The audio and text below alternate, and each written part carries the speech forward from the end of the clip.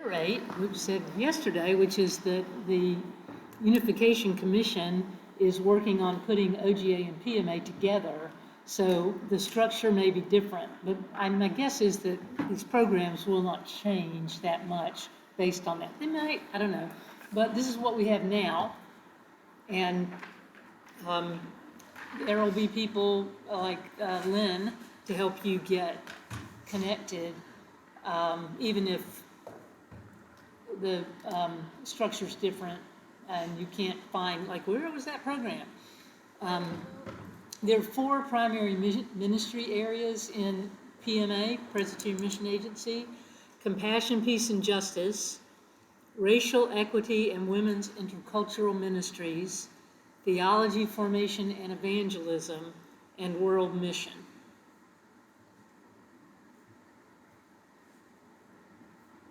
So I want to talk about the Compassion, Peace, and Justice, a few of their ministries. The Office of Public Witness, aka the Washington office, has had a presence in Washington, D.C. since 1946. And whatever it does is based in the social witness policy as established by the General Assembly.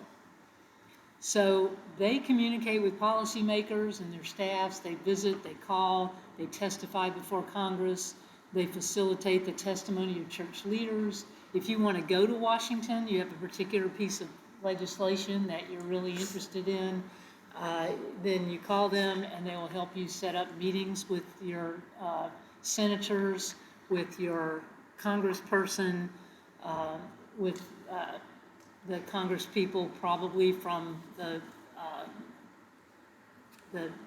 legislators who are supporting or have sponsored that particular piece of legislation.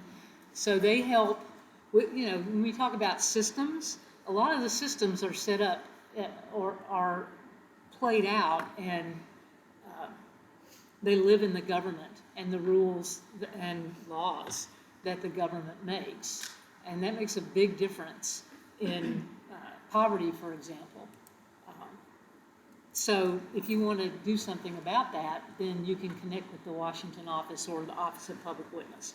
You can sign up to get action alerts, and that means, if there's something that the General Assembly has made policy on that's happening in the world, of legislation, or like, for example, the situation in Israel and Gaza, and you would like to, and they will, you don't have to do it, they'll send you an email that says, this is really important, you can consider sending an email like this to your senators and congressperson, and then, you can hit a button, you edit it however you want, and hit a button, and they'll sends it off to, so if you want to ask them to do particular things. So I do that, and then every now and then Mitch McConnell or somebody sends me back their thing. Basically, it usually says, "Thank you for your ideas. I am going to totally ignore them." But So you said you could sign up for the email that will send the action alerts. Now I'm on that page. Madam, fancy pants. I'm on the action alert asks Presbyterians to advocate for ceasefire page.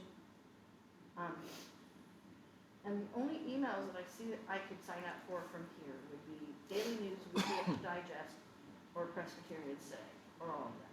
Huh. Would any of those be an action? I don't think so. No, those wouldn't be.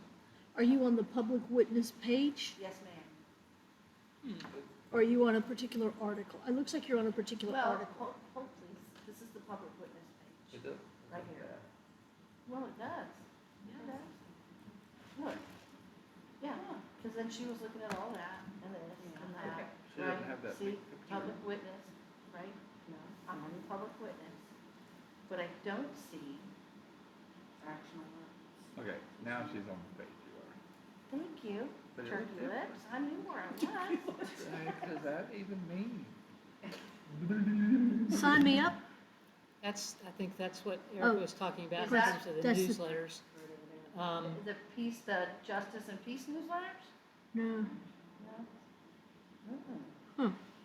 Wonder how I got signed up for that. Just see where it said action alerts up above. No. All right, I could look around for it now. I'm surprised that- it's not on here. that's But okay. I'll look more, but you should be, I mean, Catherine, you said you get them.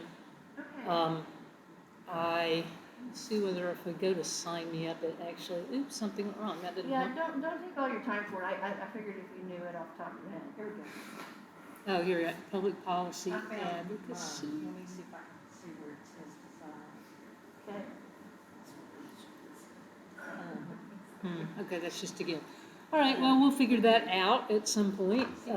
Sorry about that it isn't more obvious. We'll need to get in touch with them and say, hey, people. You Because didn't. when you click on the sign me up, it takes you to a page not available. Yeah, well, and it wasn't actually even for the right thing anyway. Um, no. All right, let me go down where I needed to be. Okay. And slideshow. Seeing.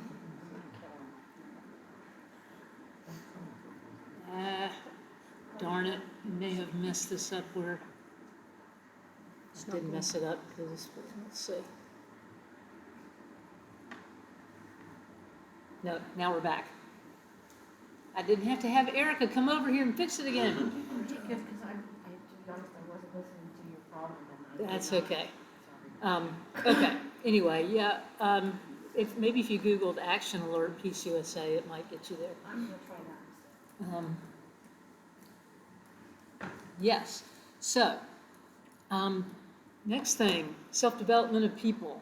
This is one of the programs that your One Great Hour Sharing offering supports. And self-development of people, or SDOP, there's another acronym. It's for Presbyterians and ecumenical partners that want to change structures, the kind of structures that perpetuate poverty and injustice. They provide grants to empower economically poor, disadvantaged folks to help themselves. For example, to start a business. And oftentimes it'll be fair food, sustainable agriculture kinds of things. A related program to SDOP is Educate a Child, Transform the World, which is a program that advocates for strong and equitable public education. And they give grants, and a lot of local, 19 presbyteries, I know mine, I guess these are for the grants. There are presbyteries, mine has had a self-development of people committee, and so they accept applications from local folks who tend to be minorities or economically poor people. A lot of times it's refugees, and they want to start a business in order to self-develop, and they can get a grant to get things started.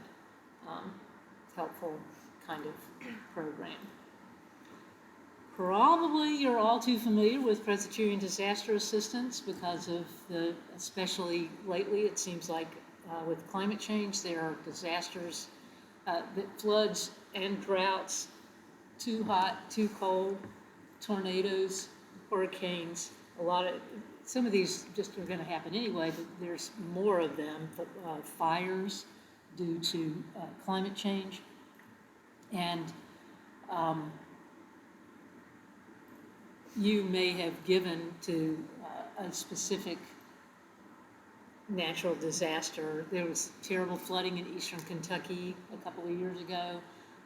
There were forest fires, the one in Maui recently, just all sorts of stuff. So they will do special appeals for particular, And we've Natural benefited here disasters. too. and there have been some, 2016 flood and I think the 2002 flood in particular. 2 or 1? Was there a flood? That's not really the issue, I'm sorry. I got flooded out totally. anyway, tornado, flood, hurricane, fire, drought, all sorts of things, both in the U.S.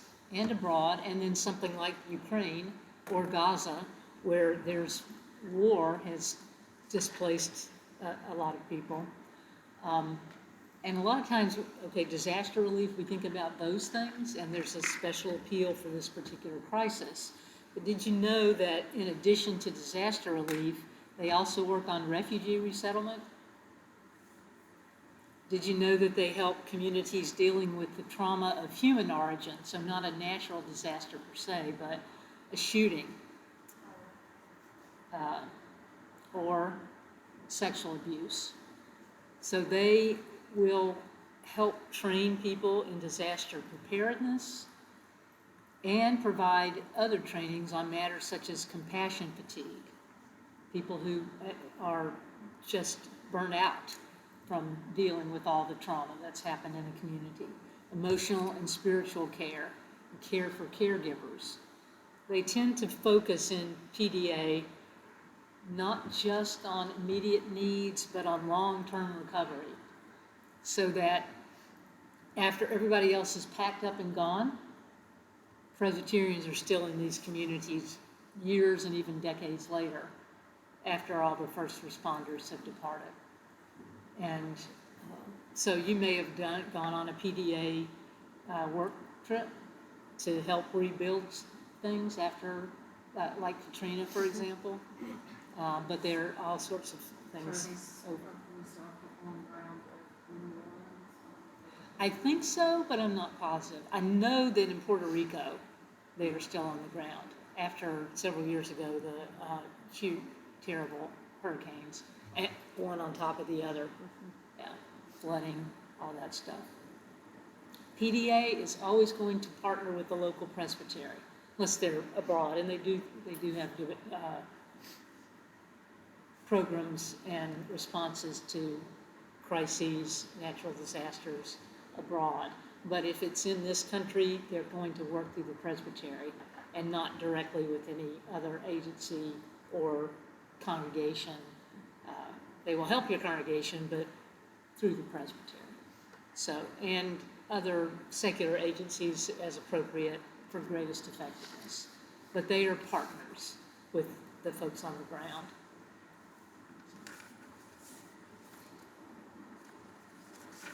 This is what the Presbyterian Hunger Program says about its ministry.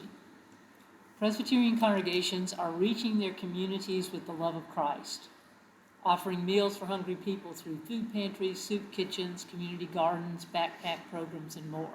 This is vital work. Complementing the work of local congregations, the mission of the Presbyterian Hunger Program, PHP, is to alleviate hunger and eliminate its causes. We recognize hunger as an extremely complex phenomenon with economic, political, environmental, and social causes, and we work to address root causes that keep people hungry and impoverished. So they work in a variety of areas. Food, okay, that's going to include access to land, seeds, funding, water, equipment, training, working, that everybody in food production process be treated fairly. They have mission in 21 countries. So it's not just, come and pick up a bag of food, but how can this community grow its own food? And what's preventing that, etc. Solidarity means advocacy for land rights, fair trade policies, migrant worker rights, affordable housing. All these things are connected to make people hungry. Didn't Presbyterian Hunger Program take some responsibility for the Taco Bell boycott? Yes. Mm-hmm. And the Taco Bell boycott over the price, they were paying tomato pickers. I'm sorry, you're saying Taco Bell? The Presbyterian Hunger Program established the Taco Bell boycott to boycott Taco Bell because they did not pay tomato workers fairly. When And was this? 15 years It's ago, been a while back, and Where was it? Wendy's still doesn't Here? participate. So Like They- in the States? they encouraged everybody to boycott Taco Bell. And before that, they did Nestle's. Libby's. Okay, I was thinking Nestle's at one point. there are some grocery Yeah, stores, Nestle etc. And Libby's are part of the same Okay. company. So here's the situation. There's a group in Florida, the Coalition of Immokalee Workers. They're farm workers. They pick tomatoes. The idea was to pay 1 cent more for a bucket or a pound, or I think about it was a pound, pound. to pay the workers who pick those tomatoes 1 cent more per pound. And that was going to amazingly really improve their lifestyle. And so they're asking all of the people who buy lots of tomatoes, like Taco Bell or Wendy's or in grocery stores and that kind of thing, to pay 1 cent more per pound, which was probably not going to affect their bottom line too much. If you paid 1 cent more, would you notice 1 cent on your pound of tomatoes? I wouldn't. But it affects the lives of farm workers. And so in order to pressure these people who buy lots of tomatoes to be fairer to the people who make it possible for them to have a company, they boycotted. Taco Bell eventually, Gave it. they agreed to. signed the covenant. Wendy's, I won't eat at Wendy's because they haven't yet. Yeah.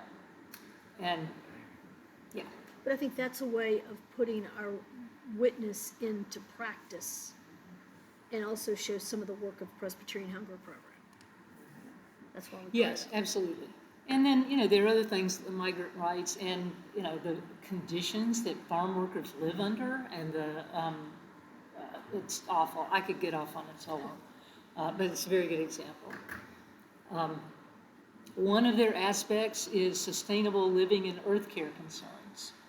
And there are numerous resources there to help individuals, families, congregations be more responsible about the future of the planet, and including working to be an earth care congregation. So if your congregation cares about the sustainable planet and avoiding the kind of climate change that's actually causing a bunch of the crises that we're having, then you can look at that. And there actually are steps you have to take to be certified as an earth care congregation. There are hunger action congregations, and the congregation that my husband and I served in Ohio, they didn't have earth care at that time. They were a hunger action congregation, and there are certain things you can do to think intentionally about that kind of commitment. And also earth care, recycling, doing audits on your building to be better with energy consumption, how much you can save by changing the light bulb and things like that. So I found it interesting as I'm going through here and sending links and things. This particular website, the mission.org, is out of date completely. Like, it's not being updated. I'm open to the pastor page, and the last time it was updated, it looks like it was information on the 2024 General Assembly in 2020. The last one we were at Hunger was 2016-17. So, Yeah, and we have the PMA, OGA, and ASG, the ACORP constellation there, had been working for a number of years to update the website. And it's going to be completely new. They've done all sorts of studies about how they're revamping the whole thing. And I think that a lot of folks have just stopped working on this to focus on the new thing. I'm not positive, but yeah, there are a lot of things. Yeah, I mean, it's a huge thing to do, and even when the new one launches, which is supposed to be in June, it won't be completely there. One of the things is all these constellation of websites that you, like OGA has a separate one, Presbyterian Mission is separate, then PCOSA.org, that I don't even know how they're all connected. But how are they? Holding wires together. Yeah, and I don't know how they're all connected, but you can get from one to the other, et cetera. You're right that it's easier just to Google something, use the search engine on this website, which is pitiful. But you have to know what you're Googling, and that's what I think has been nice about this class. Yeah, absolutely. And, or you have to know whom to ask. Right. And so if you don't, I can say, well, for this, ask that, and then when you forget that, you just ask me or Lynn. Do Or they still have, Ellie, or do they still have the email info@pcusa.org? maybe, but I don't know that they Okay. can answer I was just anything. curious. I don't know, I've never tried that. Okay. Anyway, yes, you're right, the website is awful. And it's huge, and they're trying to figure out, okay, there's all this stuff on there that if you know how, you can find something, but how, suppose you don't, it's confusing. Well, I think the biggest thing for me is not even knowing that it exists to ask the question. Yeah. Yeah, like I wouldn't even ask, how do I get a grant? from That's the why we're Presbyterian? here. Yeah. Well, and the last time they updated the website, they lost all the old resources. Are they gonna do that again? Well, I mean, what they're trying to figure out is what gets migrated over and what doesn't. Okay. It used to be, I'd try to Google something and what does it, let me put some phrase in there, and what it would bring up was about 47 news articles about that thing. I wanted the resource. Right, and that's what it does. Yeah. There's a problem with the internet now. Yeah. You can look at, you can get Or- Pinterest. But I find Or even not actually Googling was better if you use the search engine. Anyway, you're right, it's terrible, we're trying to fix it, and it's not done yet. But anytime you look around and you spend more than 5 or 10 minutes trying to find something, then you call Lynn or me That's what I was or saying. Ellie. The most useful thing would be like a list of you 3 or 4. And Well, you it's have a in here, question, depending on what your thing email. is. Well, I know, I'm just Yeah. saying maybe But you're right, we can that just have a info list. still works. At info@pcusa, when they had it, I thought was helpful. And if because they they can could- actually tell you something, that's Well, great. what they'd often do is just refer me to a website or to a person. If I said, who can I talk to about this, or what do you know about this? Great, So, good to know. Say, could not send that. All right, another thing you may not be aware we do, there's a Presbyterian ministry at the United Nations. It's based in New York City, of course. And we as a denomination hold special consultative status through the UN Economic and Social Council. We as Presbyterians have been active in the United Nations since it started in 1945. In fact, whichever one of the Dulles brothers had something to do with that. The Dulleses, Allen and Foster, were Presbyterians. Through UN involvement, that allows the Presbyterian voice to be heard by a global audience, taking part in advocacy, education, networking, and representing the PCUSA on the Security Council Working Group as an advisory voice. There's a commission on the status of women that happens, I think it's every year, and Presbyterians send a big delegation to that to have conversations with the global community about the welfare of women and children. So, there are numerous CPJ, this is Compassion, Peace, and Justice, again, it may not be next year, and we call it CPJ.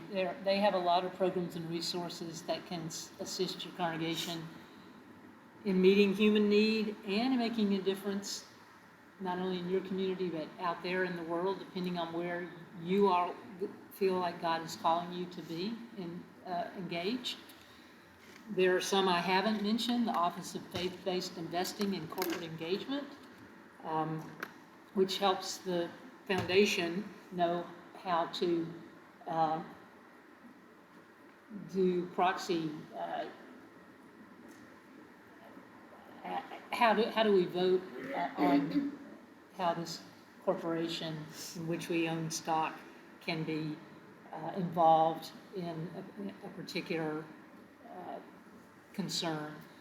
There's a mental health issue, our mental health ministry, and then Presbyterian peacemaking program. Those are all some of the, and both of those have some very good resources. yes, Again, you just have to sort of float your way through the internet to exactly, the website. yeah. So I want to move on to racial equity and women's intercultural ministries, which is another one of the 4 major ministry areas. This is where national staff engage the church in its mission to become more diverse and inclusive of racial, ethnic, cultural, and language groups, and helps to equip women for leadership in all ministries of the church. They support African, African American, Asian, Hispanic, Latino, Korean, Middle Eastern, Native American, and intercultural ministries and congregations. They work through presbyteries, caucus groups, and networks to help support those who are, frankly, they're a minority in the Presbyterian Church USA, which is still overwhelmingly white, even though our nation is becoming more diverse. Many of us who are white are going to have less opportunity to interact with RE and WIM, and toss in an acronym there, than people of color do. Although, obviously a lot of us are women. But if we want to be a part of a church that serves the world and grows, then we need to be aware of issues that affect our siblings who are not white. And we need to work on anti-racism in our own lives, as we've been mentioning a little bit before. So this is not one we're going to dwell on quite a bit, but I want you to be aware that it's one of the things we do. Now, I'm going to take a little bit of a diversion out of the 4 ministry areas. These are not related organizationally and structurally to RE and WIM, but it is a good time to mention the advocacy committees. These tackle from a different place in the institution many of the issues that the ministry area addresses. Advocacy committees have been established by the General Assembly and are elected by the General Assembly to give voice to groups that have often been marginalized in the church. The Advocacy Committee for Women and Gender Justice is a voice on existing and emerging issues for gender justice both in church and in society. They evaluate and monitor policies, procedures, and programs, and provide resources, or they evaluate the resources regarding the way in which these things impact the status and position of women.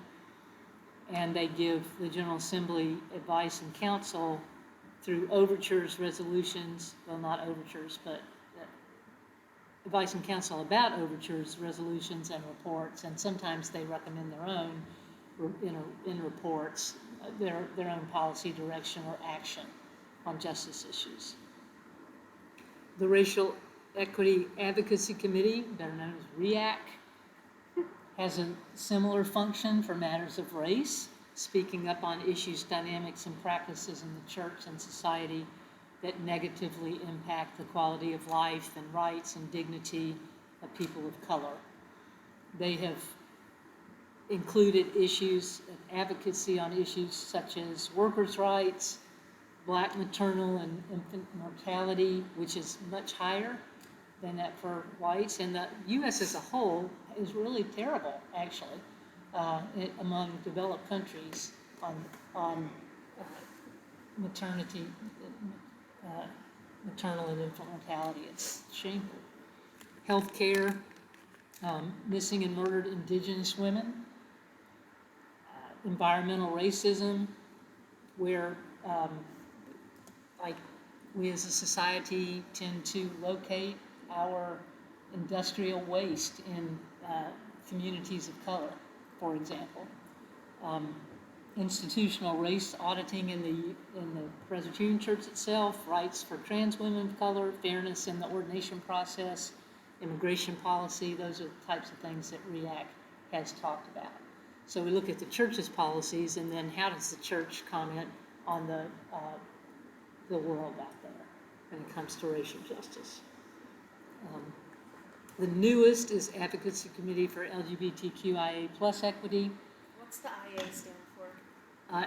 Intersex and asexual and allies, and then plus is just kind of, okay, who do we forget? Oh, okay. My daughter is the LGBTQ advocate for the National Guard here in West Virginia, which there's actually 187 different things, so Yeah. we're doing pretty good doing that. When you decided to go with an acronym, it's like, okay, there's already a lot of letters in there. So they just went with Q for queer, because it kind of covers everything, to a certain extent. So, and people want to name themselves, so, some folks would rather be called this or that, or referred to as, in an identity as one or the other, so. So then there is, this is supposed to be a little bit of more of a break there. There is another elected group, and these are all people who were nominated and elected by, and then elected by the General Assembly. The other elected group I want to mention in this same area is called the Advisory Committee on Social Witness Policy. That's a CSWAP here. And that helps the church think about its witness on any number of issues. When we talk about social witness policy, that refers to the positions adopted by the General Assembly to express its stance on and guide response to issues in the public order, including their relation to the church's own life and mission.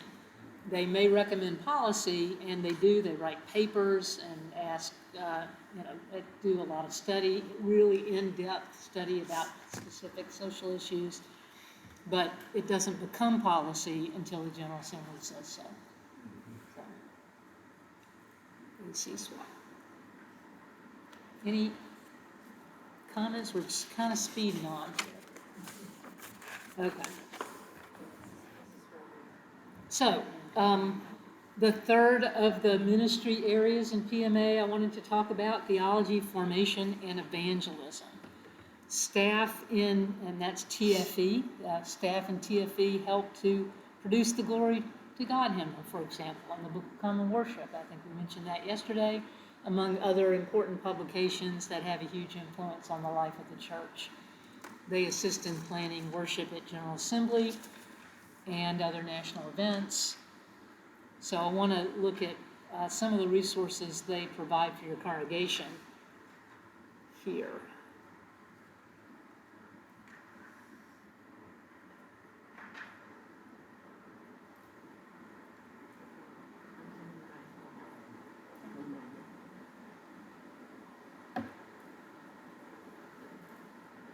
All right, internet, don't fail us now. Bless you. No, I'm good. Past Saturday, we had a Presbyterian meeting. I had just enough internet at my church to participate in the meeting. And that evening, I guess, we didn't have any internet the next day at all. Our router died. All right, well, I'm going to give up on that for Well, now. because I don't know if I have Erica's, it. I are closed you- mine, maybe yours are will you pop up pulling, now. Okay. that's what I'm wondering.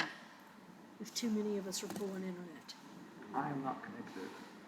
I don't know if I think I may be, yeah, I'll disconnect. Oh, Did we do the Maybe. equip PC yet? There you go. It's coming. Remember how I thought I signed up for something?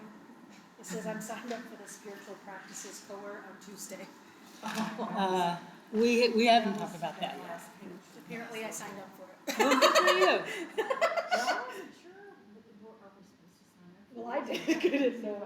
That was, I wanted you to explore some of the things, and if it seemed like you wanted to sign up for it, then absolutely.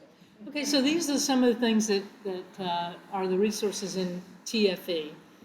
Theology and Worship, Christian Formation, which is Christian education basically, but for all ages. 2001 New Worshiping Communities. Presbyterian Triennium, Youth and Triennium, Vital Congregations, Evangelism. So here are some of the resources that you can get that TFE does. 8 Habits of Evangelism. Evangelism conferences. Christian Formation. And they have all sorts of resources. I would suggest clicking around in here and see if your congregation could make use of some of these. Guys, it's Most, only 25 pages too. Or it's 8 for this one, 25 for the last one. So you have that on the rest. Well, and I'd encourage you to pay particular attention to some of the Facebook pages listed. Because you can join through that way and get info. Christian Yeah. Formation posts a lot on Facebook. yeah. but they, their programs here, the triennium, do y'all send kids to, triennium?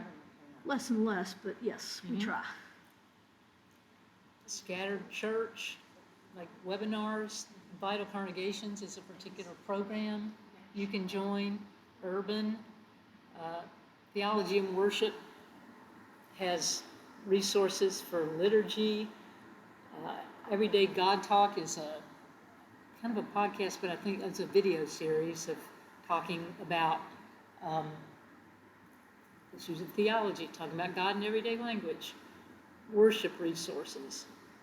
Financial aid for service, and if you're not familiar with this, you should be. If you're a church worker, or you've got other folk in your congregations who are, have student debt, how they are helping folks to figure out how to use government resources to retire that student debt.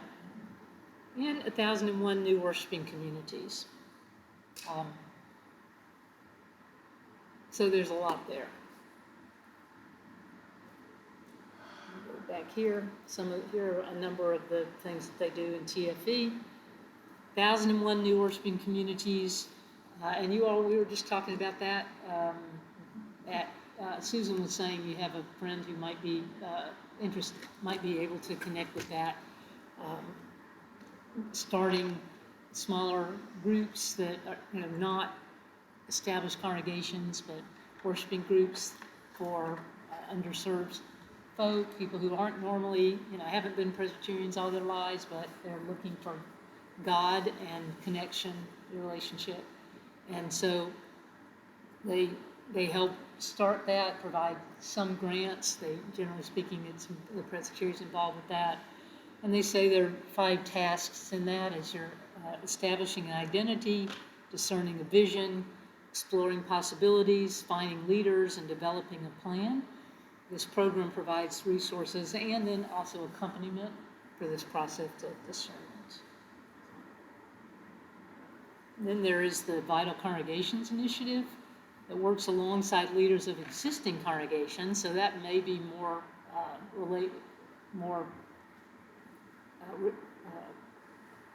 something that you all can make use of. May 4th, Brian Coulter, Zoom. May 4th, Brian Coulter will be looking at all of that and more. Wait, is that On Word Zoom. of Art? No, an it's office a toolbox course. Okay. It's separate. And I know you all have courses all through every month, but if you can do the extras, yeah. We've got somebody come and talk about, this is congregational vitality, the 1001 and the toolbox. But he was really talking a lot about diaspora, About what? about the diaspora and relating it to the new communities. And it's been 4 or 5 years back, before the pandemic. But he was also a representative for 1,001. Oh, yeah, you're right. You're right. What was his name, I'm sorry? Brian Coulter. Ryan or Brian? Brian. Yeah. B-R-I-A-N, I'm sorry. Coulter. I keep wanting to highlight that. No, that's great. And this was about vitality? Yes. And this is what he'll talk about. And there, so there is a program that helps congregations that really want to focus on this. And, partnerships, relationships, that kind of thing. But these are what they say are the marks. Are you forming disciples? Are you reaching out with evangelism, with the love of God in the world? Leadership, worship, relationships, etc. So, Brian will talk more about it. I'm going to move on. 4th of the PMA main ministry areas, world mission. Building relationships and partnering with local communities across the globe. Some of the ministries that they conduct, things like, or that the mission co-workers who are there will be working on: sustainable agriculture, water projects, anti-violence, care for refugees and other migrants, fighting human trafficking, education, addressing poverty and environmental degradation, peace with justice, all, of course, in the name of Jesus Christ, for God so loved the world. So they're currently 60 mission co-workers. They're in more than 50 countries. Yeah. And another program in World Mission is Young Adult Volunteers, which is a program near and dear to me. My younger son was a Young Adult Volunteer, or a YAV. He lived in Austin, Texas, and worked in a ministry with unhoused persons there in Austin. A couple of years later, the woman who would become my daughter-in-law served in Belfast, Northern Ireland. They didn't know each other then, but they met in seminary, and they're now both serving congregations in New Mexico. And a lot of the YAVs go on to church work later. It's part of a discernment many times. YAVs accompany local agencies, basically, working to address root causes of poverty and reconciliation. And then it's intentional community. Alongside the work that they do out in the community, they explore the meaning of their faith. They have accountability to one another. They study scripture together, think about theology, and quite a few, like mine, become minister of word and sacrament or other service in the church, even after they stop being young. So it really can totally change your life, this type of thing. So if you know any young adults who are seeking to live their faith out, Destiny Hodges is the name of the coordinator of the program. Destiny, with an I at the end. What's the definition age-wise of young adult? I think it goes on into the 30s, but I'm not positive. What's the lower end? 20? It's after college? After college. Okay. Yeah. Okay. Yeah. I think most of the young people do it after college, but they go on to seminary in a lot of them. Okay, so there are a couple of new areas in PMA. The Center for the Repair of Historic Harms, the purpose of which is to lead in recognizing, acknowledging, and repairing the harm caused to Indigenous people, African Americans, and other marginalized groups.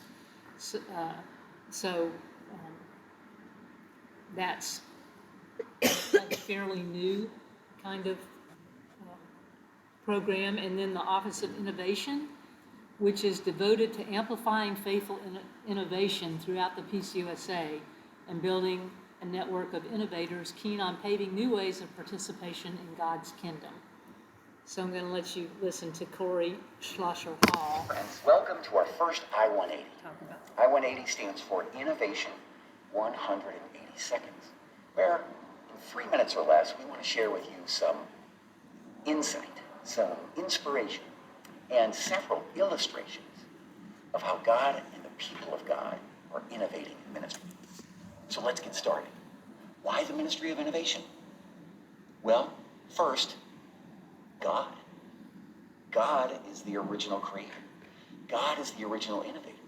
And God has been inviting us, the people of God, into innovating new ways of being since the beginning.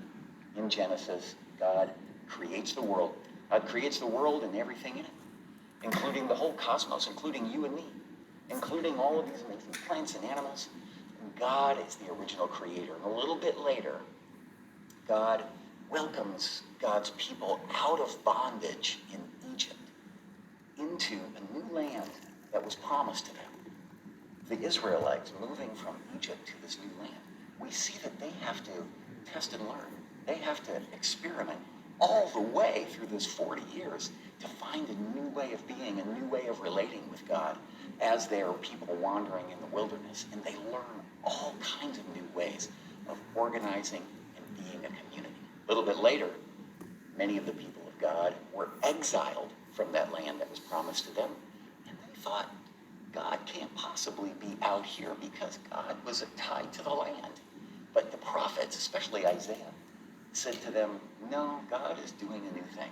He said, you know what, people, forget the things of old. Behold, I'm doing something new. Don't you perceive it? God was innovating a new way forward for the people of God. And perhaps the most remarkable innovation in the history of humanity is the incarnation of Jesus Christ. Thanks be to God that God became one of us. God lived among us. And then God was unjustly killed, died, was buried, and was resurrected. Oh my gosh, the innovation of all innovations. God was resurrected and lives among us. And then in the Acts of the Apostles, we have the people of God trying to learn a new way of following their Lord and Savior Jesus Christ after Jesus was killed. These apostles and disciples found a completely new way forward that was grounded in the old ways, but found new ways. And we see over and over and over the people of God innovating a new way forward in ministry. We're going to keep referring back to this a lot, but for now, let's thank God for inviting us to be part of this ministry. Is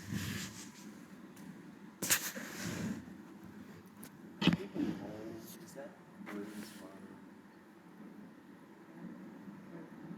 I mean, is it warming anything up, or is it, No, because I think it's all going out to the hall. you wanna close the door? I can't. I don't know how. It is not a simple door to close.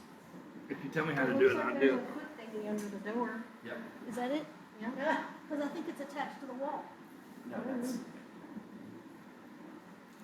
One of those things that go down the floor. Man. Oh, okay. All right, thank you. So, I mean, we're in a time, I mean, I think sometimes we blame some of this stuff on the pandemic, but the church, the world is changing, the church is changing, and so what this is saying is, okay, nothing new, although, you know, we're used to stuff, and so we get a little disoriented, but how can we think about how to be the church in a new way? Because that would be completely consistent with the way the church has always had to change. But they're thinking about that kind of intentionally. And one of the things that they say is, you know, there's actually, actually I'm going to go back here. No, I guess I didn't keep that particular link. There's a, you can sign up if you're doing something specific and you think it's an idea you'd like to have them think about with you, you can send in a form and say, you know, I'd like to think about this, or what, you know, here's a situation, you know, how can we think about that together? So, all right, and then one more thing that I want you to be aware of, and I think some of you mentioned that earlier, the Presbyterian Communicators Network. You found that in looking around in the blogs and stuff. I want to just highlight that. You might want to tap into this. Where did you find Office of Innovation? I'm on PresbyterianMission.org, and I wasn't sure how you got to their page. I think you'll find it in Google. I want to find it in this website. Yeah, I don't know. You cannot count on finding it in the website. Sorry. Like, I check your even had webpage to is purple, that's. Tricia hasn't gone this far, but I've heard denominational staff say, Google it. Yeah, no, that's absolutely the case. So, yeah, I just Googled it. Googling it leads to a lot less frustration. See, if nothing else, I learned that lesson today. Yeah, so here's your form that I was talking about. You want to think and learn together through a potentially great idea? Are you chewing on a challenge that has you wondering or a bit stuck? Want to share a story? Want to be part of the network? Fill us out with this information. So, there you go. Yeah. And that is my overview of the Presbyterian Mission Agency. We have not talked about every program that you might be interested in, but it would be impossible. Well, I would lift up that on March 20th, which is a weekday, is Mr. Rogers' Day. And we will, March 20th, which is, I don't know, 17th is Sunday. 20th is a Wednesday? But many of our churches would celebrate Mr. Rogers' Day on the Sunday before. And the Office of Christian Formation has worship resources and ideas for helping you do that. The office of, Christian Formation. That's where I think you'll find the planning calendar very helpful, because almost every Sunday has some emphasis. And you can find resources related to those emphases on the website. But again, Google it, PCUSA plus whatever that emphasis is. Mr. Rogers is my fraternity brother. That's no joke. Okay. It's music's fraternity. Keep going. Okay. So yeah, Mr. Rogers, as you all are quite aware, was a beautiful Presbyterian minister. Didn't know that? Nope. Oh, man. And you get to wear cardigans to church. For real? You have to For have real? a cardigan. We do. Yeah, if your church lifts that up. Now, I can't say I do it every year, but I know when the 20th was a Sunday. Wow. I asked David Stern to play music for us that day, and he was our organist at the time. He gave us an incredible medley of hymns, and every one of them was woven together with the Jubilee. That's lovely. He just worked, man. Do we have a Mr. Rogers Day, you said? Or March 20th. Do you have a Presbyterian planning calendar? I just threw it in the chat. Yeah, I just encourage you, I mean, just to think of that. And if you join the Office of Christian Formation Facebook page, they will lift up a lot of things like that. Because there's a camp and retreat day to celebrate, and they've got camp and retreat resources. So things like that. Okay. That to me is one of the best advantages of having that planning calendar. I put that in the chat too. Brandy's getting these too. Thank you. That's why I keep asking if you have a planning calendar. Yep, good thinking. Okay, well, Randy said to go on, so we will. I want to talk now. That was a long time about one of the agencies, but they're the primary program. I'm sorry, does anybody else, I know Randy had to use the restroom. Just have I them. could use. You need a break? Quick break? Yeah. Just to team Take a break, go Take your for it. time, sorry, I'll do it. And problem. should you We need want you extra, comfy. should you need extra restrooms than the one straight back there or upstairs, there's also restrooms downstairs. My theory is when you find a church, restrooms, where you'll find restrooms are stacked on top of each other. That is not true in the case of my church. Okay, Plumbing. yes, plumbing, easier. I need lots of directions. I haven't lived life. It is, yeah. Put your name on there. Well, I would take this opportunity to just pass out stuff. Sure, do you need help with any of it? No, there's not that much. Okay, I will tell you what I tell youth on trips. You may not need to go right now, but it's a good time to go. I'm going just a few minutes. Just a suggestion.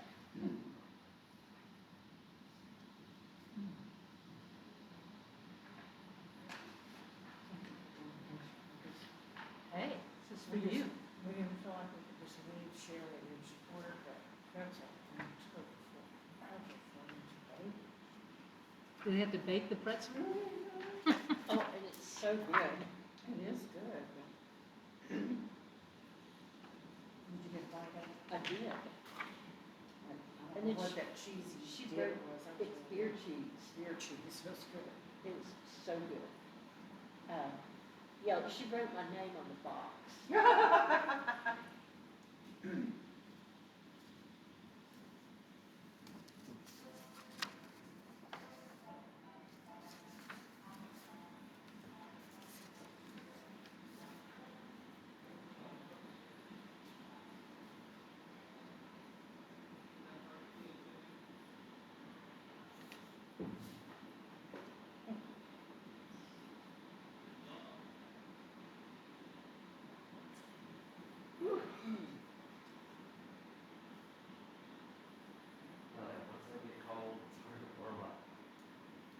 That's why I kind of kept my coat on.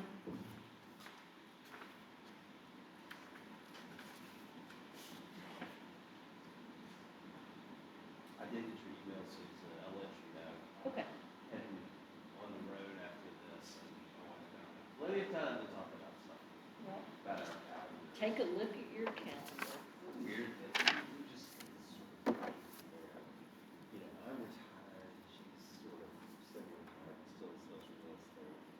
And it's, of course, you know, people talk real estate, we don't know when they're gonna be doing anything. And so her calendar's kind of like whatever, and my calendar's like whatever, and it's sort of, Oh, we just kind of flow. And people say, well, you know, when are you in Elkins and when are you in Logan? And I look at them and say, whatever I want to do. You know, I go to the house in Elkins when I want to be there, and I go to the house in Logan when I want to be there. well, you know, and it's, and now we, you and I, and all of us, sort of embarked on this whole thing. You'll know if somebody's gonna call you or email you and say, here's this, give me that, like that, it's kind of like. Did you give me a set for Brandy? Did you have a set for Brandy who's not here? There's two Oh, there. okay, thank you. 2 of each, okay, I'm with you.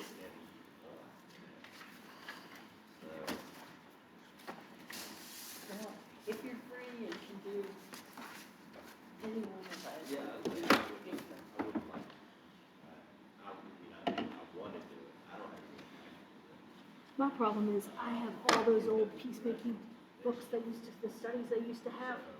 And then when you go to look, there's one of them, one of the intergenerational pieces. You go to look for the link to the music, and it's not there anymore. Those types of things. Yeah, a lot of that stuff's not gonna be available. You might be able to know a specific thing to ask, you know, somebody to dredge it up. It's one of the things my husband did. One of the things, he was a resource person in peacemaking for a number of years. Okay. Then he was coordinator of peacemaking, then he went to the UN ministry, he Okay. did that for 6 years. Yeah. Gotcha. Well, and I was glad they brought them, Mr. Roger pieces back.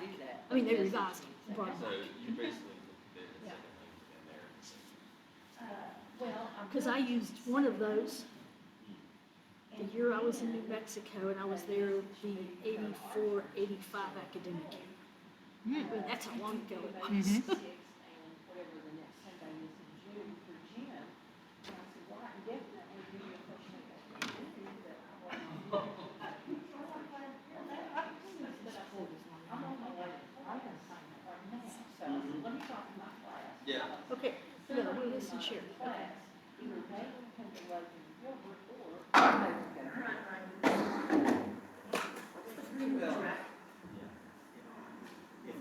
The what? What's the deal with that? I wouldn't recommend it to No, I just couldn't tell what it was. Almost like you couldn't tell what you tried. Yeah, these days you never know. Okay, and Andrew. Everybody's back. All right. Okay, I'm gonna sit, I'll be a good boy. Yep. We're going to talk about the Board of Pensions for just a little bit of time. I asked colleagues in all of the agencies to, you know, like, hey, I'm doing this, what would you want these folks to know about you? And one of them, like, you can't possibly explain it, was one of the kind of responses I got from the Board of Pensions, which is certainly true. Really?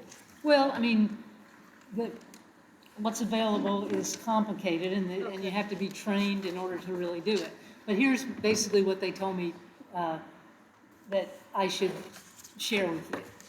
Generally, the Board of Pensions primarily provides resources to those who are members of the plan. They have fiduciary responsibility to act in the best interests of those who are members of the plan, which means that their employing agency pays dues for them. They support any PC USA employer who issues a W-2 to its employees with their benefits that include pension, medical insurance, financial protection, and tax-advantaged programs. An employer may offer any of the available benefits as long as the employee meets the minimum hourly work requirement for that particular benefit. If you all aren't working full-time in churches, though there are benefits, some benefits for those who work less than 20 hours a week. The Retirement Savings Plan, or RSP, Vision eyewear plan is a possibility, dental plan, or the dependent care FSA, flex spending account, where you can put money aside pre-tax to spend on medical, dental, eyeglasses, things like that. And so if your employer wants to take advantage to offer you as an employee some of those things, even if you're not working full-time, it's possible. The Board of Pensions can provide emergency assistance grants for those who are enrolled, even in just a small benefit like RSP. So if you're in anything, you might be available for an emergency assistance, which is a one-time grant for financial relief from a natural disaster or an unexpected expense. And that's up to $5,000, varying by need. For those who are not enrolled in board benefits, and you all may not be, you are, or I am, but those of you who are not, you can access education programs. There's a form to get access to the education platform. I think I included the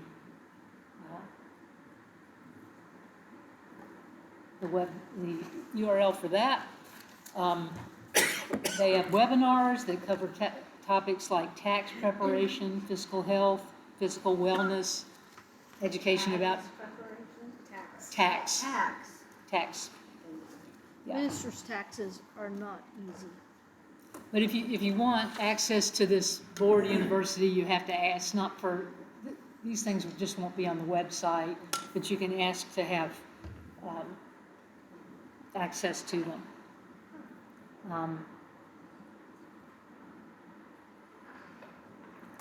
Here we go. And there are courses, some are self-directed and some are hybrid, that cover topics like retirement, ministry transitions, benefit education, financial planning, et cetera, et cetera. And then, something I didn't know existed, but you might be interested, the West Virginia Fund. This is assistance that they can offer to any commission pastor serving in West Virginia, even if you're not enrolled in any board benefits. It provides financial assistance for emergencies, educational debt, education, moving expenses, technology or community building, or counseling that's approved by the Presbyterian, specifically for those who are ministers or commission pastors who are serving or have served in West Virginia. And where we've drawn on that is in the first weekend of August, we have a commission pastor ALP retreat at Jackson's Mill. And last year, I requested funds to cover the leadership and all the commission pastors. Because you're paying, I don't know, $80-90 for a weekend, and what kills you on those retreats is the food. But we were able to really reduce the cost, but also pay our leadership. So. Gonna do that again? We are. First Friday night and Saturday in August. I will hope to be there. It's for Oh. both. Will that be posted? Yes, I probably should already have something Because I somewhere. didn't get to go on the one you guys just had because I was working. Well, and you were, And I oh, really this, wanted yeah, to go. yeah. I'll put notes on my calendar of things to do. Can I say 1 minute of good thing about BOP? Absolutely. You all know about the situation in Logan and about Jay, Yeah. and we are a BOP congregation, and when Jay died, we really had no idea of all the benefits that were available to his remaining family. It was incredible. So if you're a member of the plan, your employer pays dues into the plan. There really are that can be pretty amazing, and for survivors. It's pretty good health insurance. You mentioned something about employees that are like less than 20 hours. So I myself am actually at 24 hours. Is there anything in that category that I could qualify for? Or? Yeah, I think you should talk to your representative, who is Emily Chuddy, and here's her information. Whoops. It is not inexpensive. Yeah, so you have to have your session, think about that, talk with what the possibilities may be. It isn't inexpensive, but it's pretty helpful, and they have kind of a buffet sort of thing. If you're a pastor participation is kind of a whole thing, and it's one thing, but there are, you can, if you're not in that, then and you're working in a church and they want to provide benefits to you, it can be a little bit of a la carte. Because you don't have to, because with ministers, it's just, it covers what it does, but for non-ministers, it can, or non-ordained or bishop. Or people who aren't serving full-time. It can be like a retirement, retirement investment. You can pick and choose, right? Right, retirement savings plan. I asked, but it's not likely I'll join up with that, because I have insurance and all that through my wife, who's a full-time school teacher. But I have come to find out that at my church, if I don't go and find it, I will never know about it, so I'm trying to ask. Sure, Mm-hmm. sure. And they're changing it next year, Great, I'll learn about it now. which we will also have the opportunity to learn about at Festival of Faith, because Emily Chuddy will be here leading 2 workshops on the same topic. Great. Yeah, so, when folks like that come, absolutely take advantage of their being there to ask all the questions that you can think of.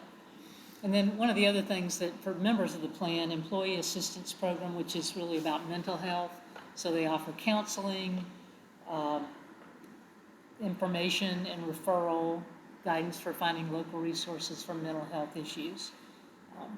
And it's actually, like 6 counseling sessions per issue.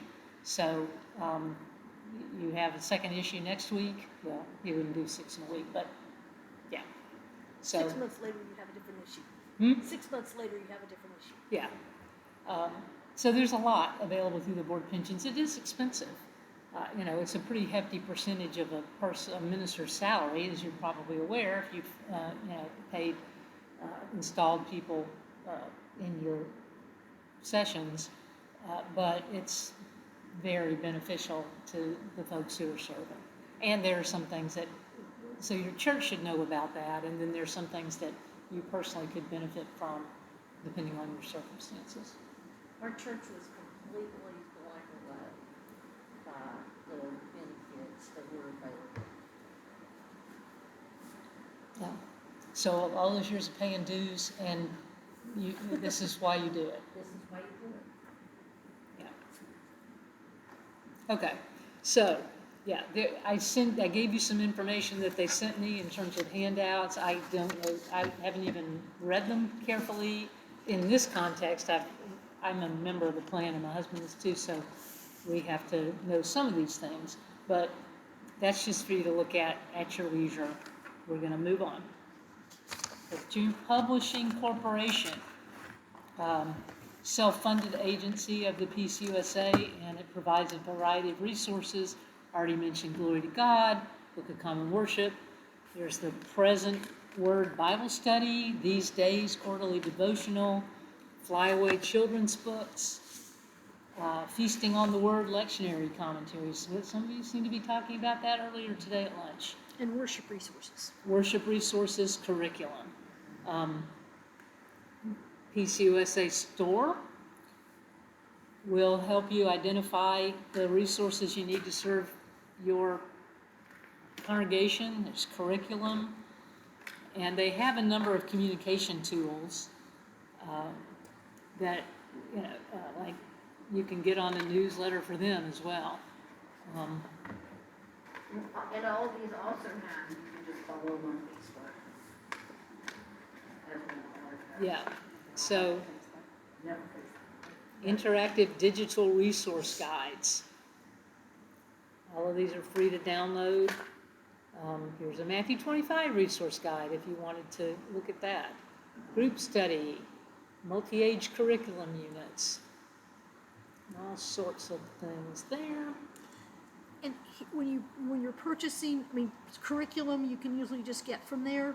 When you're purchasing their published books, it's worth comparing on Amazon, because if you can get it on Amazon with free shipping, it also often ends up being cheaper on Amazon, because you buy one book from them and it's a $10 minimum postage shipping. So that's what I'm saying. And Presbyterian Publishing still benefits when you purchase them on Amazon. That's what they've said. It's a matter of what you want to do and how much you want to pay in shipping. Yeah, so, look around the store. Westminster John Knox is a kind of academic and trade imprint, and they cover a spectrum of religious thought and represent the work of scholarly and popular authors of a lot of different traditions and theological affiliations. They publish about 60 new books and resources every year, and they have a backlist of 1,800 titles that are sold across the world. And if there's something specifically for the Presbyterian Church, it's published under the imprint Geneva Press. You don't necessarily know that, but there's just quite a few. I knew they had that imprint. Yeah. That hard homework, that's, I have it in my backpack if anybody wants to look through it. There you go. Put it around. Hey, About guys, curriculum. so when you go right into the Westminster, shoot, it's right in front of my face. Westminster John Knox. Yes. So I just clicked on the English hymnal because English hymnal. it's free. It's what it says. So, but then it actually puts down there so you can click on Amazon, Barnes, Christian Book, Cokesbury, and the Thoughtful Christian to compare prices right on their website. You good? Yeah. Okay. Nothing? I heard you. Huh? All right. And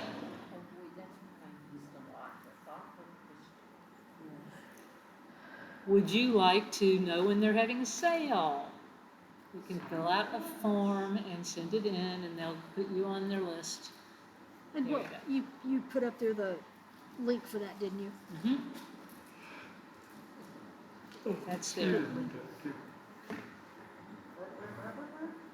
I said, I'm tired too, because I said something to Sherry a second ago, she's like, I'm tired. Yeah, I thought I would try to help. Yeah, so they'll send you a weekly email if you want to know about sales and what's new and that kind of thing. And a lot of these things, if you want, you can get a discount for quantity. So, for purchase in bulk. So. And do you have anything on flyaway books? Children's, Yeah, just the children's books? I didn't Okay. put a, You didn't put PowerPoint? a particular Okay. link in here for Flyaway, but I imagine, I think so, I saw one. Because isn't it a separate website? let's see. Oh, there was Growing Family. Flyway's on the front page of PPC books. Okay. Because if you work with children, Flyaway Books is strictly children's books. And they also have, and are going to do more with it, there are a lot of free resources about discussing the issues discussed in those books. Curriculum pieces, that type of thing, particularly for parents and Sunday school teachers, but particularly for parents. Yeah. And they have a lot of neat books. All right. Can I ask real quick? We had a class last year where somebody was showing us several different children's books. Well, I don't need to know the books. I'm just curious. Wanted to ask, is that the kind of stuff you're talking about is available on Flyaway Books? Yes. They are all original books, and have, I don't want to say a moral or a lesson, but they're good books about and particularly on issues that children are facing. My Elephant is Blue is in reference to depression. There's some on or to family, but relating to people that maybe have dementia, or grandfather's sick or grandfather dies. So they are good books. I need a whole house just of housing books. I understand that concept. My wife found a book for our daughter. It's called Adoption Is, and then it has a happy face and a sad face. I'm not brave enough to read that book. I'm afraid I'll cry.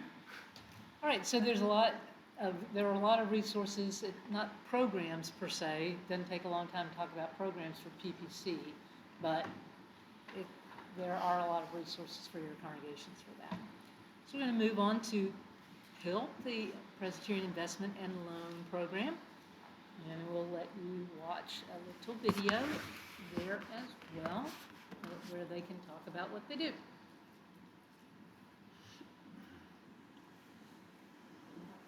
Or accessible for people living with disability.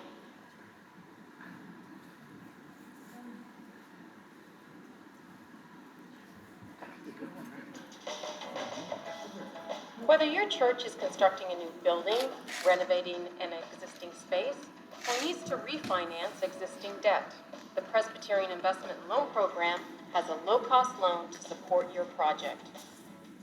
The program also provides special purpose loans designed to help make our buildings more energy efficient or accessible for people living with disabilities. We fund these loans through two sources: endowment funds held in trust with the Presbyterian Foundation and through the sale of interest-bearing term notes. When an individual, church, or presbytery invests, we in turn use those dollars to fund loans for church capital projects. Investors earn interest on their investment and support the growth of mission and ministry throughout our denomination. Our work goes beyond the act of just lending money. Our free consultation service, called Preliminary Look, enables your congregation to discover what is a good-sized project for your church. Knowing your church's financial capacity to undertake a capital project can save you time and money. The loan program really understands the church's need. They are very supportive, understanding what's going on in the church, so it was very helpful. In the end, it was kind of a no-brainer. It was the right decision, clearly the right decision for us, and we give thanks to God that the Presbyterian Church has an entity like this that can help a congregation like ours. If your church is considering a building project, whether it's a purchase, construction, renovation, or even refinancing existing debt, we will provide low-cost financing and in-depth consulting with people who know church lending. Or if you or your congregation is searching for a socially responsible investment where that investment goes directly to support church growth, we invite you to contact the Presbyterian Investment Loan Program today.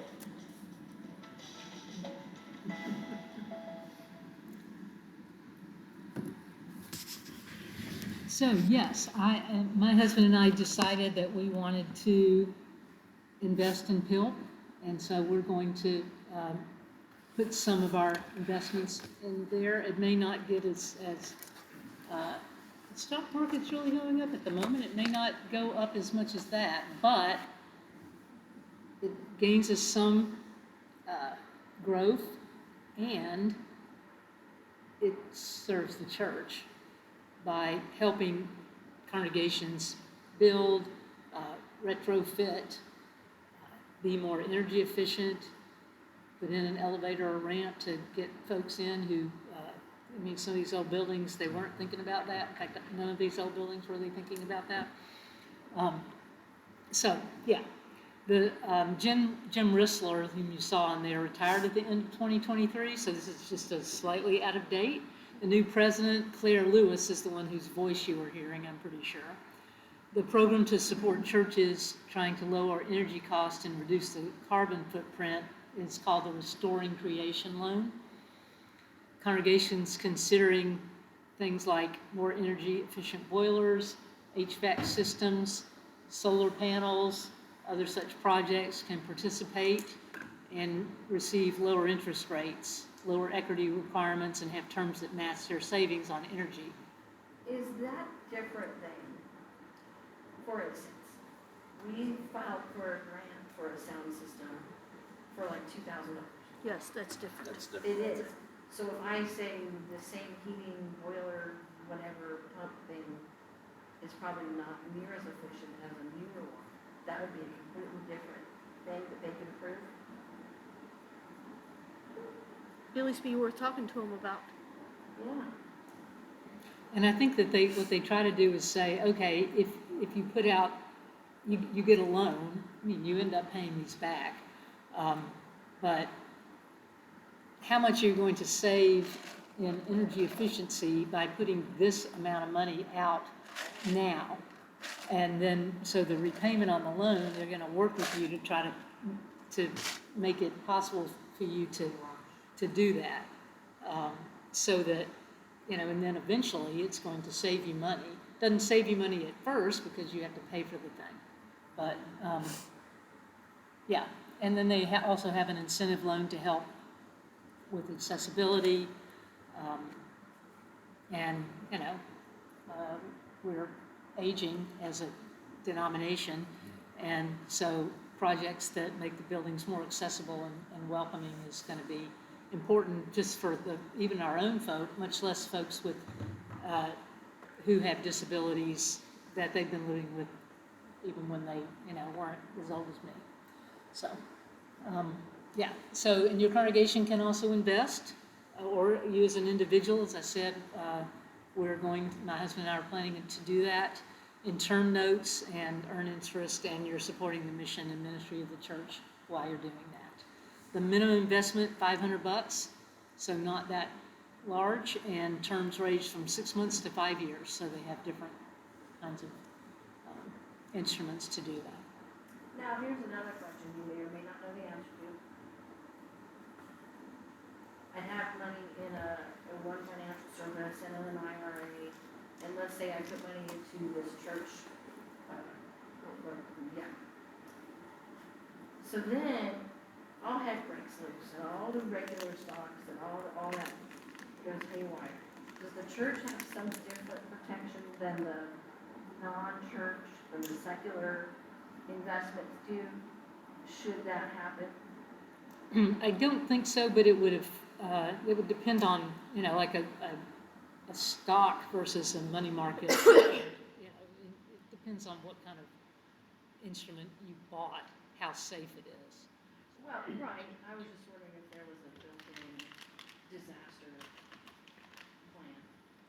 plan. Not that I know of, but you could talk with the Built people and find out.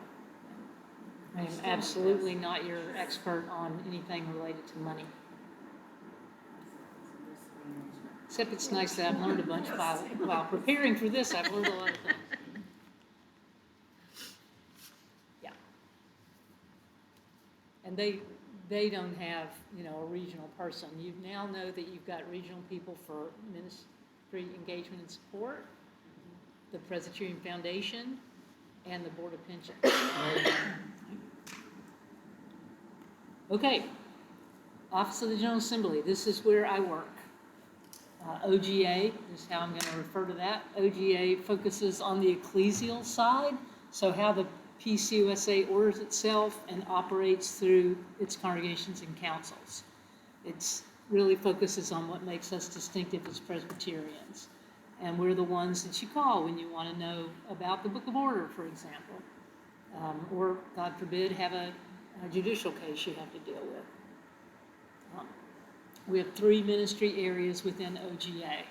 Mid-Council Ministries, the Office of the Stated Clerk, and the Presbyterian Historical Society. I think I mentioned yesterday that as we were talking about the standing rules and the organization for mission, that if you read those, it said the Stated Clerk is responsible for about 25 different things. And OGA staff are the ones who help the Stated Clerk in specific areas of what the clerk is responsible for. So, Mid-Council Ministries is actually the area of the OGA in which I work. I am the Associate Director for Mid-Council Relations. So that means that my specific job is to stay in touch with the leaders of presbyteries and synods and try to provide resources that will assist those mid-councils in supporting you and your congregations. And like, for example, tonight I will drive home to Louisville, and tomorrow I get on a plane and I'll fly to Florida, and I'm going to meet with a group of Senate executives who are gathering in Orange Beach, Alabama for the next couple of days, come home Wednesday. And so my job is to hang out with them and listen to what their challenges are and try to figure out, you know, how can we in OGA help with their ministries, and their ministries are about helping presbyteries, and presbyteries' ministries are about helping you. So some of the things that we do support those in ordered ministry and seeking ordination, certification, and calls.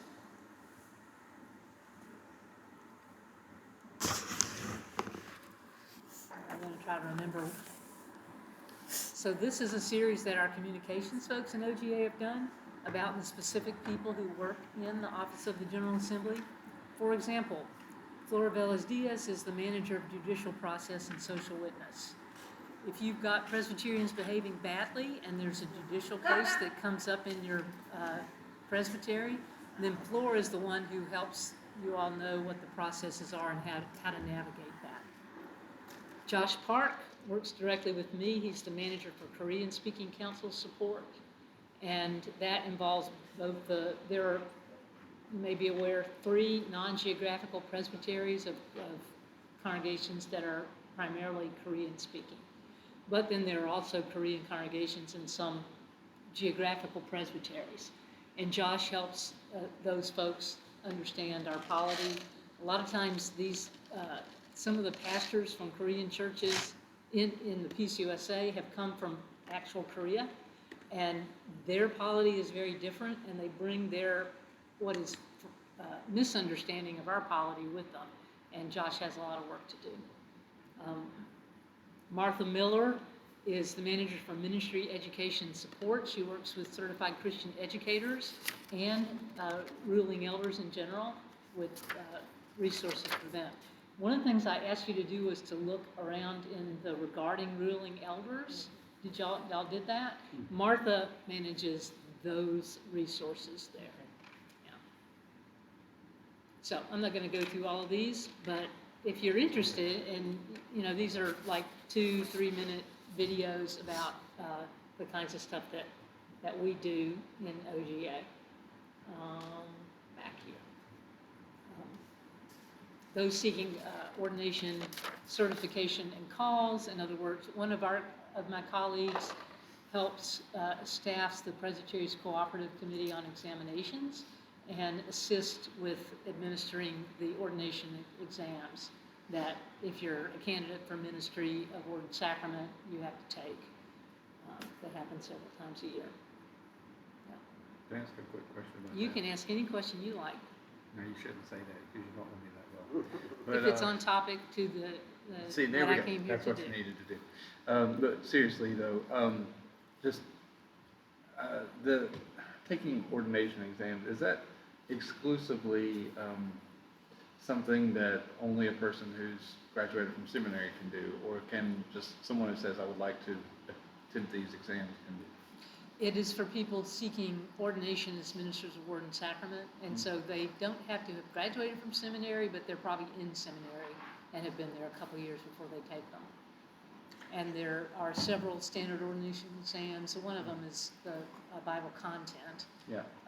The others are more elaborate senior ordination exams. So what I'm not hearing, and just if you were wondering, no, I'm not going to try it. But I just want to know, because I end up having conversations with people about this. I'm like, I don't know. But so if I were, and I'm not, if I were and I wanted to, I could apply to take these exams. You have to be in the inquiry candidacy process. Okay, I'm a little The formal familiar with that. process. All You right. have to be in the formal process. Okay, thank you. That's what I needed to know. Yeah. And you really don't want to take them. No, you're right. You're absolutely right. But I want to know 'Cause I how could- that works, so if someone else asks me, I can feel like, here's what you do. Yeah. Right, yeah. If you wanted to, or you have somebody in your congregation that wants to go to seminary, then they come under the care of the presbytery. There's a process with the Committee on Preparation for Ministry, or whatever it gets called in this presbytery. Vocations. And so our staff will work with those folks about these processes. And then there are certain things that you have to, that your committee needs to document that you did. And ordination exams is one thing. So our office, we have one of our staff people, Tim Cargill, who works with that process. The ordination exams themselves are designed and by a committee of people who are elected from readers from presbyteries, and also some elected from the General Assembly, nomination process. And they decide what the questions are going to be and all that kind of thing. But the areas that will be examined are determined by the General Assembly. Thank you. Church Leadership Connection is kind of the computer dating thing between usually mostly congregations, but it could also be a presbytery or another church employer kind of thing that matches and gives suggestions of people who are looking for positions to those who are seeking folks to do their job. It's just been overhauled and they're working out some glitches, but CLC is how we shorthand that, Church Leadership Connection. And when, if you are, it isn't as common that commission pastors look through CLC, but I think it is a possibility. Yeah, I guess difficulty might be a word of putting commissioned pastors up there is every presbytery has their own expectation of the preparation process for commissioned pastors. Now, you all can probably transfer this one to other presbyteries, but we are fairly particular when folks come to us from other presbyteries and expect you to fully be a commissioned pastor, complete the requirements of other presbytery. And there are some that don't recognize it, is that correct? No presbytery has to recognize any other presbytery's commissioning as commissioned pastor. Are we allowed to be, well, so I live so close to Kentucky, right? Like, could I function as an AOP here and go through a process to function as an AOP over there as well to just kind of spread the ministry out? Is that Right, allowed? but it would, I don't know that they have ALPs. They would have commissioned pastors, and I don't know what kind of preparation program they have. Well, in theory, I guess I'm asking, would you kick me out if I did it? Okay, that's what I need to know. Remember the time I asked you the question about why I shouldn't do this? I need you to spell it out exactly. And you're like, because you will no longer be an AOP. And I was like, exactly the right answer. That's what I needed. That's what I'm fishing for. Like, where are our boundaries? What is okay? What is not? Because I don't want to cross them. Yeah, because if a church from Ashland, for example, would call you because they know you've been through this program, you can preach there, but you still can't preach there more than twice a month. Completely understood. Yeah, no problem. You still have to follow the And Presbyterian. you need to be, and you need to also be in contact with, or have them be in contact with their presbytery. No, but I guess any session can decide who they want to have preach. So, no, yeah, you can do it. But it may not hurt if I just say, Susan, Right. them folks Yeah. over there in if you Ashland have a asked me question- to come over there. Yeah. Yeah. You So, can I'm go to sorry, Ashland. I really can't hear what you two were saying, but essentially what I'm hearing you say is, If a church in Ashland called and asked him to come substitute preach one Sunday, he could do it. okay, Because Ashland, he's right, Huntington's right across the border. yeah. Oh, probably, but some presbyteries may have a list that they want their churches to choose from. But we do, yeah. And so they'd probably be fine with it. And I try very hard to stick to that list. So, yeah, it's my job at my church to do that, to hire people to come in, come preach, please. Okay. So you may not be involved with CLC directly, but that's one of the things that our offices But do. when your church is calling a pastor, you are involved. Yeah, Yep. absolutely.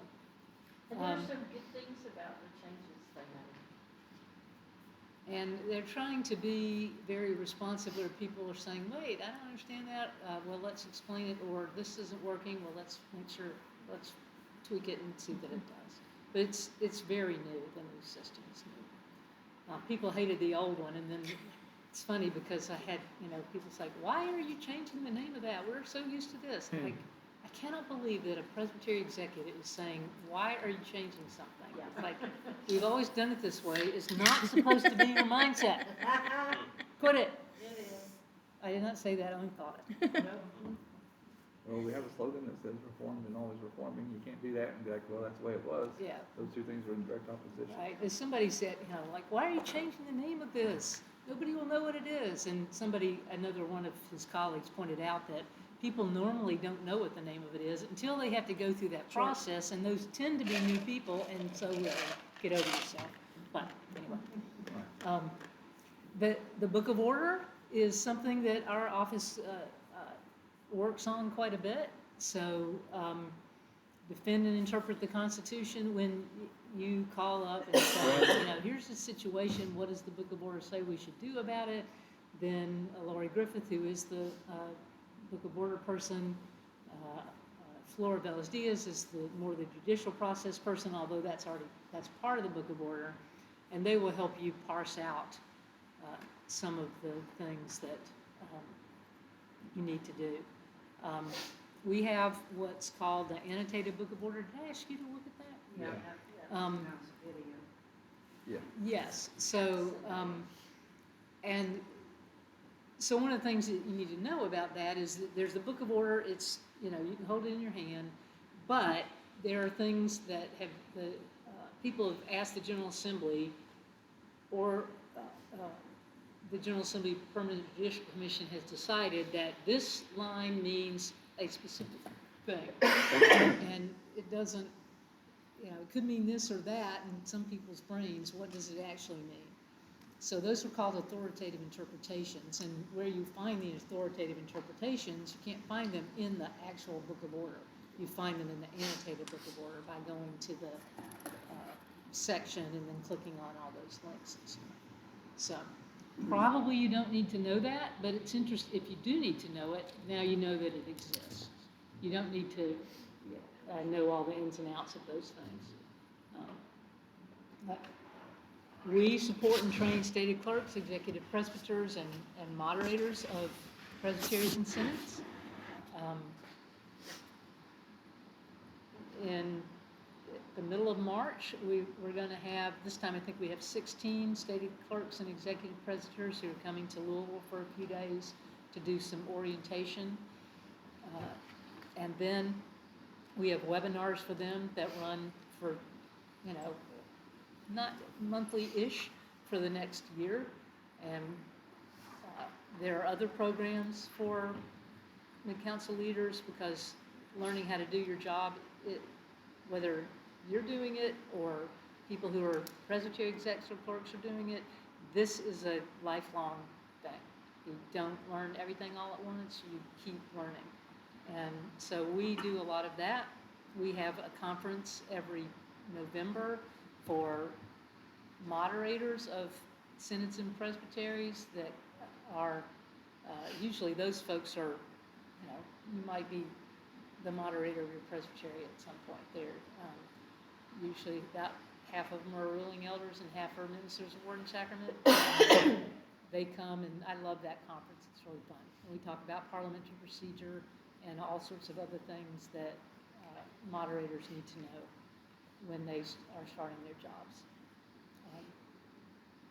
We have an Office of Immigration Issues in Mid-Council Ministries and OGA, support for religious workers and others from other countries and their employers. And that office also advocates for just immigration. So Amanda, for example, is our manager for advocacy in immigration, and I'm going to let you hear from Teresa.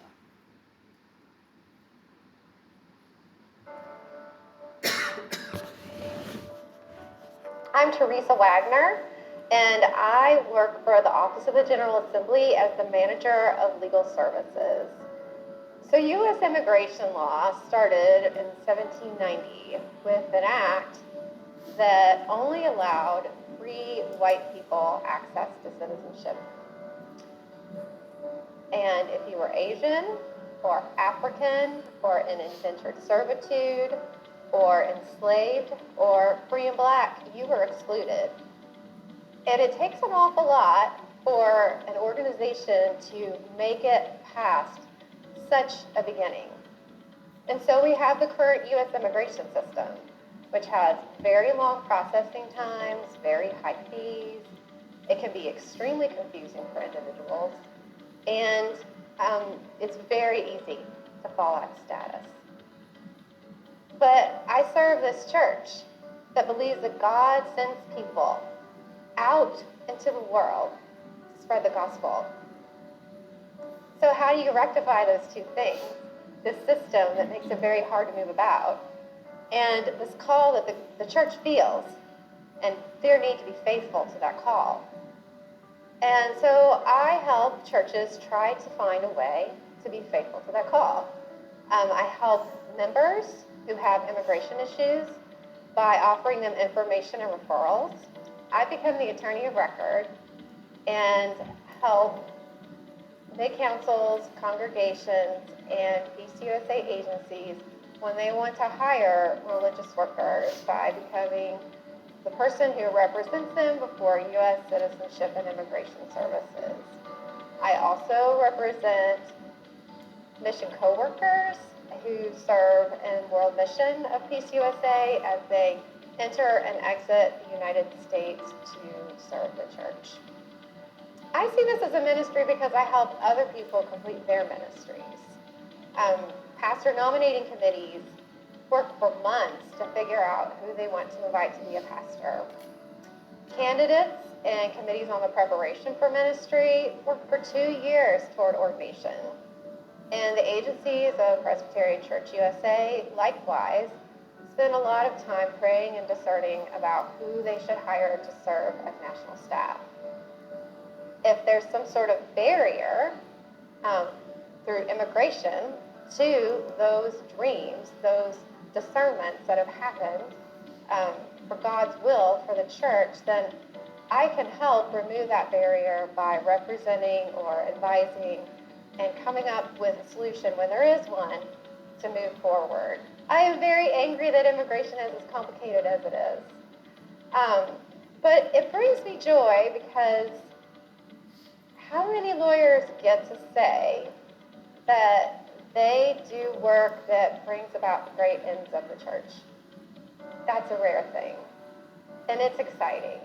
It's exciting when I get that call telling me that someone has made it into the country. It's exciting when I get the email with the photographs of someone's installation. It's just good to be a small part of the mission and ministry that's being carried out every day in this church.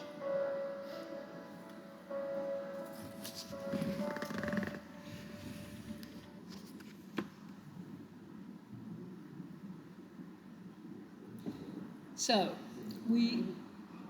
Teresa's our immigration attorney.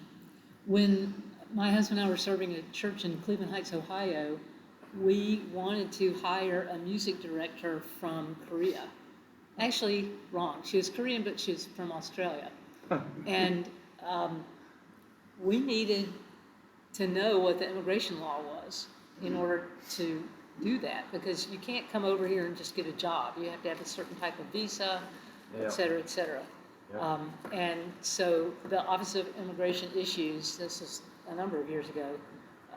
I haven't served that church since 2000, so it was very many years ago, but I still am very grateful that we had that assistance. It could be any church, even if you're not in an area that has lots of immigrants, that you need that assistance. Because we had a Korean pastor at one of our churches, no longer, the church is now a community church, and he didn't have the right kind of permit visa to be doing what he was doing, and we tried to go through Robert C. Byrd's office to get exemption and didn't, and I think Office of Immigration advises to help him get out of the country quickly before he got arrested, which was really tragic for the church because they'd really bonded with him, but, you know, it wasn't the outcome we had hoped for. But that's what happens if you're not familiar with immigration law. Yeah, and there are other issues. You bring your family with you. Can your spouse work? Not necessarily. You have to, I mean, it's really ridiculously complicated. So, anyway, that's one of the things that you might not think about that happens through OGS. Well, There's your resource. Right. we've had even a recent ALP in a similar situation. But he's good, everything's fine, he's still with us and all that now. Yeah. Yeah. And then the Scary. Council Ministries also, you know, works with mid-councils. Roles and statistics, we were talking earlier, you know, did your clerk get your information into Maureen so that she could get it to us? So we have that, this is our area. And then there is, I get questions very frequently, we'd like to know what the salary ranges are for this, that, and the other thing. And all of that information is actually public. It's part 2 or part 1, you know, one of the parts of the General Assembly minutes, and it's online, and you can, you know, I'll say, well, you know, you can look that up. If you want to know all the salaries of all the other Senate executives, you know, assuming they reported it, it's public information. So you can, you know, look up and see what OGA staff make and, you know, what all sorts of people, church workers make. It's all in statistics. Could one of you say something to me that I could take back to my session to say, here is a valid reason why we should start reporting our finances? I don't know. I mean, because I can tell you what they think and what they tell me. Well, they just want to know how much money we got in the bank, which is dwindling anyway. But I mean, it's like, well, we could find out what they have in the bank. I mean, I don't understand the problem. So, but if you had any pearls of wisdom, I can be like, hey, here's why we should start doing this. Well, you know, we kind of have a corporate responsibility to one another. Okay. And some of those things are indicative of the health of the churches and that kind of thing, or the overall health of the denomination. So knowing, if we had all the information, it would tell us a lot more than if we only have part of it. I think it's just a matter of, I mean, do we actually, is it crucial that we know what your church gave to this, that, and the other thing? No, it's probably not. But it is the type of thing that the General Assembly has asked the OGA to collect these types of information because they think that there are those who crunch numbers and can learn from it. And so it's part of our connectional responsibility to do the things that we are asked to do. Which is Book of Order. And it's also just checks and balances, accountability. Well, and the reality of it is, this is not like a financial audit because I took the numbers this year, and you know, if I'm off by $100, $200, it's no criminal offense. But I think what I find it's helpful is because it's asking for information in a different way that the budget presents it often. Okay. And if the session's looking at that information, you know, I looked at it from the sense, okay, this is the income we brought in. This is what we spend on ourselves. What do we spend on other people? Which I think is an assessment of our health. And I think that's why a lot of churches don't report, because you got money coming in, and then you pray over the offering to shake it up and spread it out, but you never spread it anywhere. And nobody's, I mean, they're looking at it, but nobody's like, I'm sure nobody really has the time to identify, compare, etc., all the information. I mean, is that fair? Somebody probably adds it all up, Yeah. but nobody's saying you compared to you or anything like And that. I'm guessing it adds it up somehow electronically. There's definitely some sort of computer program. Yeah, I'd say it's probably just an Excel program. yeah. Well, yeah, so their concern is somehow that the Presbytery at large, the General Assembly, if you will, but I think my people are more concerned about the state Presbytery, I don't wanna come after Well, our money. and I Like, think, why? because I didn't realize that evidently when we file the statistical, when we put that information online, it goes to the stated clerk, who then submits it, or does it go directly to General Assembly? When you, as a clerk or whoever Right. fills out your report for your congregation, it goes to the presbytery. The Okay. presbytery sends it on to the General Assembly, and I don't know what it exactly looks like there, but that's how all the Okay. statistics are kind of aggregated. Because the only person at Presbytery then that's looking at it is probably Maureen. Yeah, It's probably who? Maureen Ryan. and I think Oh. people like Marine, so I can just ward them off with that, like, y'all drop the guard. Like And given that she has more than a full-time job, Oh, she's man. probably not analyzing everybody's information in great detail. My guess Even when is that she's not. In any way, she can't come and get your money. Yeah, Right. yeah. Even if she Oh, wanted to. I know, but Well, I know. I But it would does- love to fully disclose what we are as a church to the Presbytery. I'd like to be 100% involved. I would like that, but I'm up against it. I'm one person with Right. 4 other people that are like old enough to be my grandpa, and how am I supposed to stand in front of them and say, this is what we should do, people? They're like, listen here, when I was your age. Well, and that is, I mean, it's in the book of order under other responsibilities of the session, which is to provide information requested by General Assembly. Yeah, So, I mean, it's there, so I just need to read the book of order to them. but, Listen, let's be the Presbyterian church, or I let's can't not. tell you, but I also think it's eye-opening to see, particularly if you're in a church that's overspending what you're bringing in, it's important to realize that. Because then it will, if you're running out of money, it may give you a sense of how long you're gonna have it. Oh, but believe me, we're already there. I started putting together a spreadsheet as soon as I got there, day one, of what our budget is and how much we're spending every single month and then what we have left over. And most items were in the red at the end. Now, I'm not a financial guy, but this is I come from mathematicians. And I was like, look, I want to have a job in 5 years. It looks like we're running out of money. And part of what the statistical report's asking is, do you have a budget that gives you an anticipated income? We don't have that, but it asks for then, where are your expenses, what categories are your expenses spent in? What are you giving beyond the local church? Yeah. Well, this is good. Thank you. I'm sorry if I derailed our class a little bit, but Not at all. I needed that. And I'll take that back to my Well, what you session. need is where we need to go anyway, so we're good. But yeah, roles into statistics doesn't sound very interesting, but. It is to me, for But, that reason. but yeah, I mean, for some folks, and it's important stuff. And if you want to keep track, for example, of where are the ministers and what happened to, that you can look online and see, of a particular person. Like, for example, I can show you. Let's look.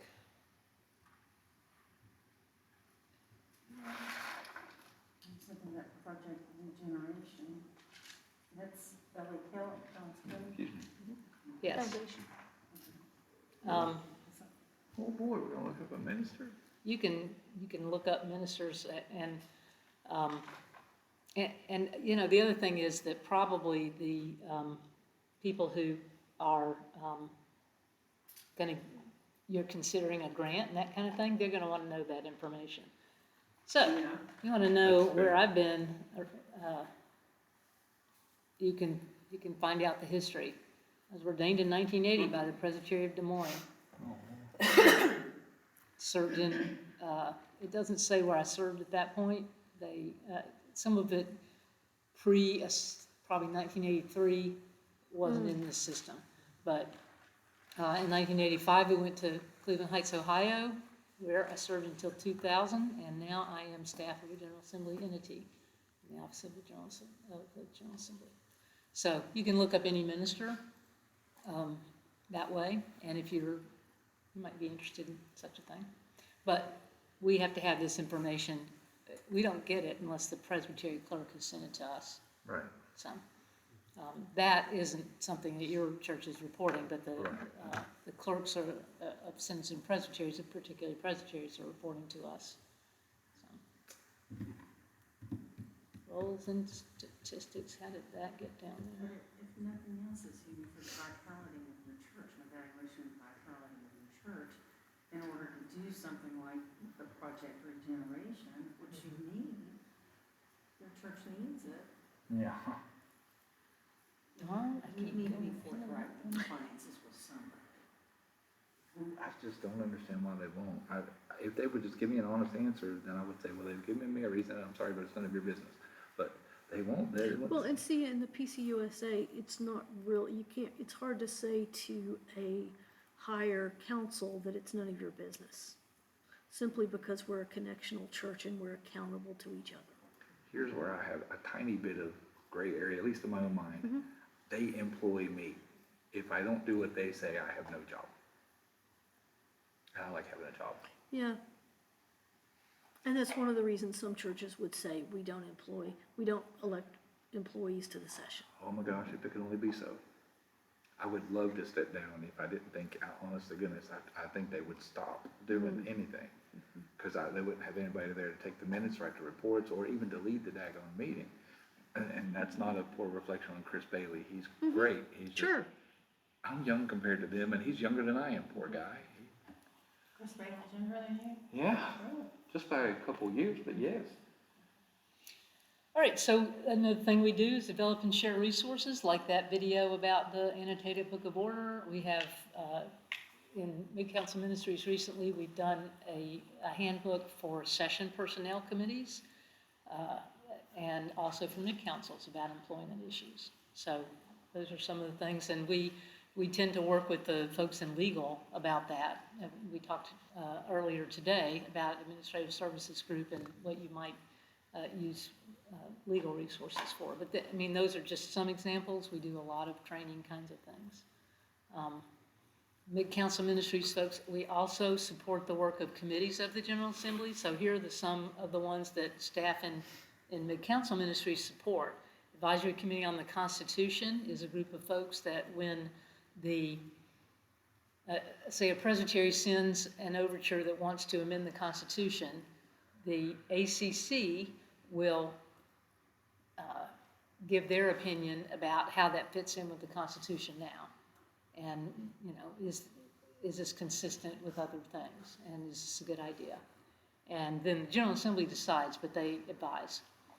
Advisory Committee on Litigation helps the stated clerk to know if the clerk has been asked to sign on to an amicus brief and there's legislation and the religious community wants to say, this is a great idea or that's a terrible idea, and they're asking the Presbyterian Church to sign on to that, then the clerk can do that if it's within General Assembly policy, but the ACL is the group that just helps the clerk figure that out.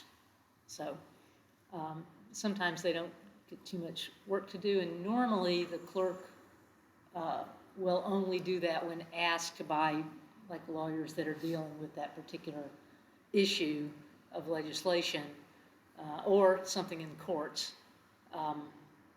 And usually this actually is courts. And so they don't go looking for things to do, but when asked, then the ACL deals with that. Committee on Representation helps us think about whether we're, the people that are leading our churches, particularly elected people, are, you know, are we representing all the voices in the community there? Educator certification helps Christian educators with their training. There is a General Assembly nominating committee that tries to figure out who will be the best people to serve all these elected committees that we've been talking about, including these. Permanent Judicial Commission deals with, again, Presbyterians behaving badly, or somebody sometimes. That just really sounds like a bad reality show. Well, it can be, yeah. And then I already mentioned the Presbyterian's Cooperative Committee on Examinations of Candidates, and the standard ordination exams that are administered several times a year. And is it cooperative because we're cooperating with some other group? Or The Presbyterians are cooperating with each other. Oh, okay. Because then they're read by representatives from the presbyteries. And one of the things that we have in MCM, Council Ministries, is a podcast. And I would love for you to, you know, check this out. We've got The Along the Road has two types of episodes. The shorter ones are really aimed at ruling elders and deacons. Didn't do it. Okay. Carry on. There are longer episodes for, any church leaders with discussions of a variety of issues that focus on living out the principles of our polity. So, how do Presbyterians order ourselves? And why? Our polity is based in our theology, and which I'm sure you've already learned because you've had those courses. But so I wanted actually you to listen to an excerpt from this particular one. It's going to take me a minute to get there because I want to. Ministry in the church can be life-giving and life-changing. And in the midst of it, we all need faithful companions along the road. Welcome to Along the Road, a podcast on faith and leadership for ministry leaders of the PCUSA. So you're serving as a ruling elder or a deacon in the church, but you also have almost a dozen other roles. Parent, sibling, teacher, plumber, dancer. To recognize. All right, I wanted you to listen to this part. All the ruling elders. To us, Okay. it's also Let's that start there. relationship building, but it sets the tone for us being a group together. Although we aren't really celebrating it as such, this March coming up is the 10th anniversary of our resource regarding ruling elders.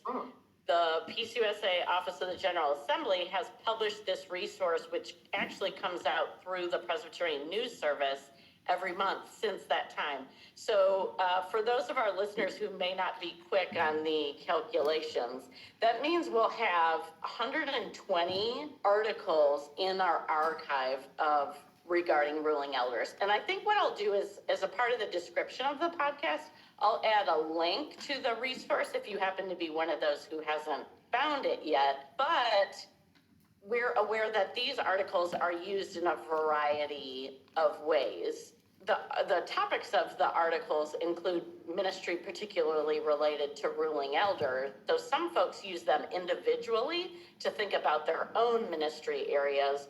But I know, Marisa, just from conversation you and I have had in the past, you've been using them some as an opening for, I think, session meetings in particular.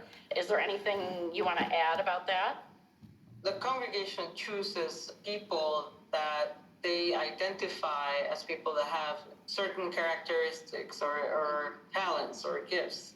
But that doesn't mean that people are necessarily aware of what being a ruling elder entails and how wide the possibilities are in terms of not just participation in a local church, but in other areas of a denomination that has 4 different areas where you can do things or be part of committees like our church. So for me, it was important, and it's still very important to, first of all, to use those articles as ways to sort of open their eyes to possibilities in terms of their own ministry, in terms of their responsibilities. Some people are not aware that ruling elders can preach.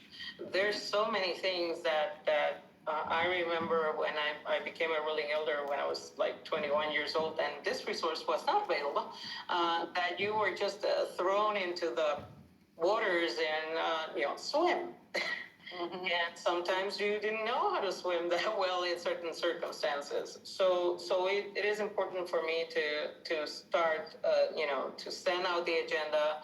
So I add the link for the resource.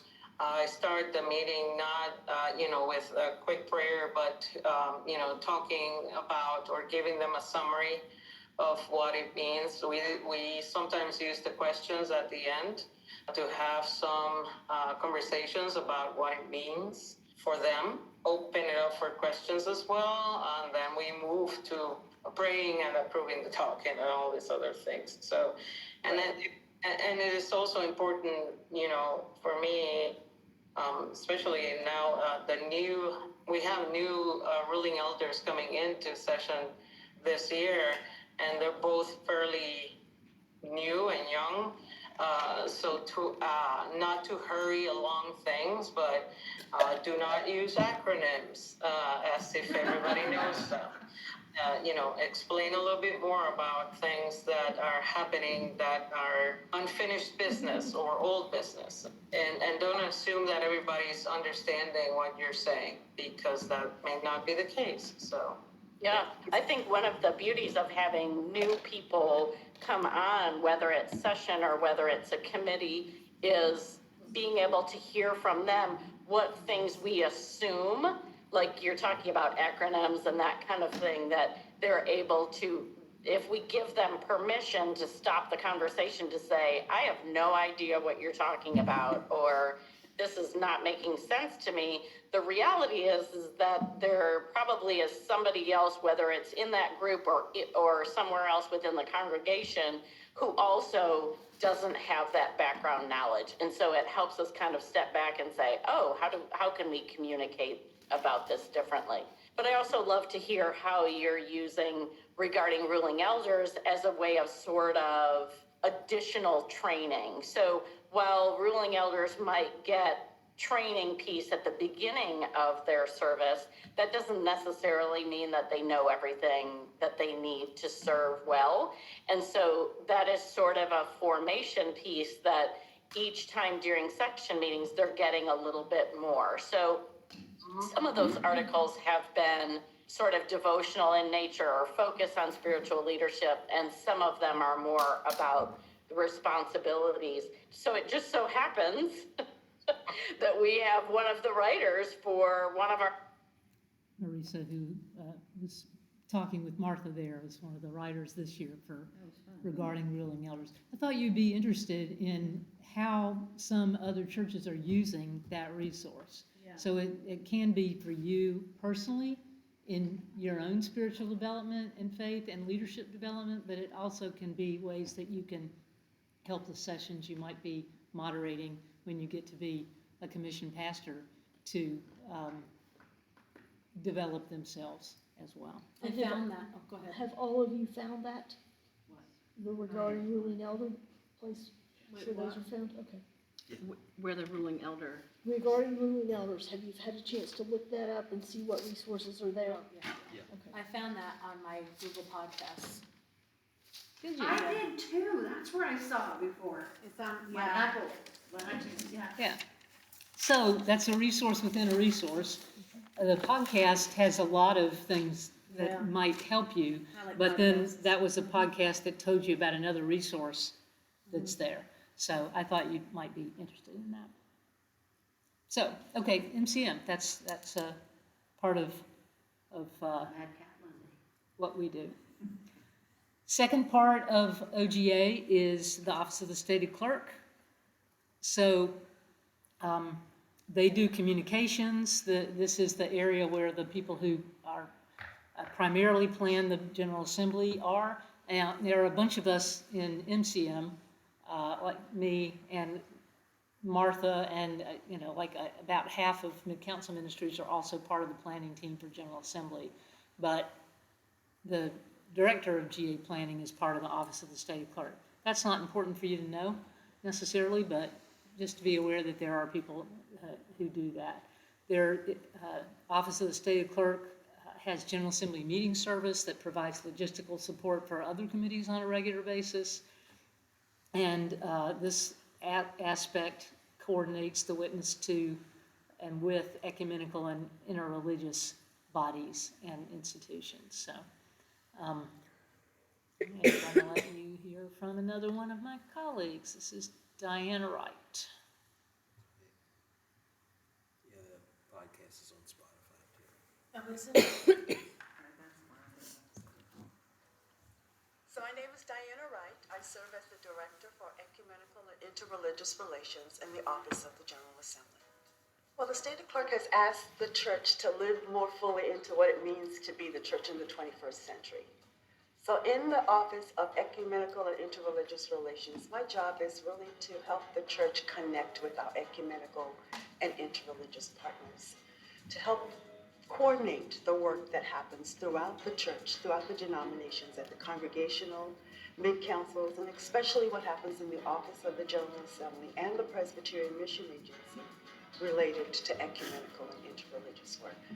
I think more so now than ever, we realize that we can't just be one denomination trying to address the issues and concerns related to the things that are happening in our community.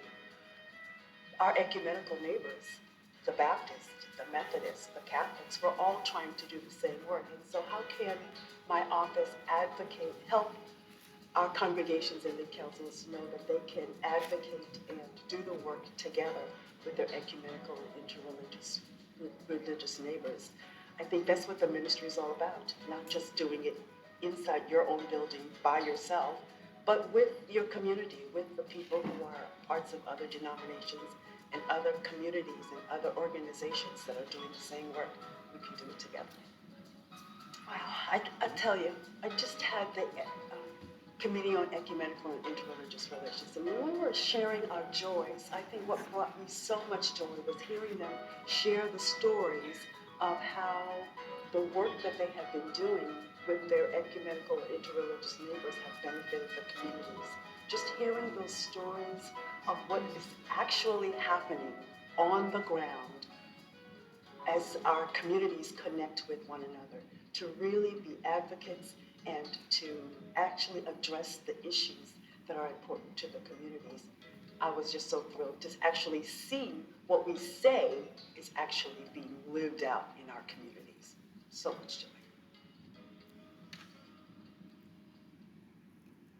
So ecumenical and interfaith relations. I saw it a place earlier that she reminded me of, and I can't remember which page it could, I want to say missions page, I don't remember. But it was talking about the 4 denominations that are served by the Presbyterian. What is that? There are 4 denominations that work together. Maybe you're thinking of a formula of agreement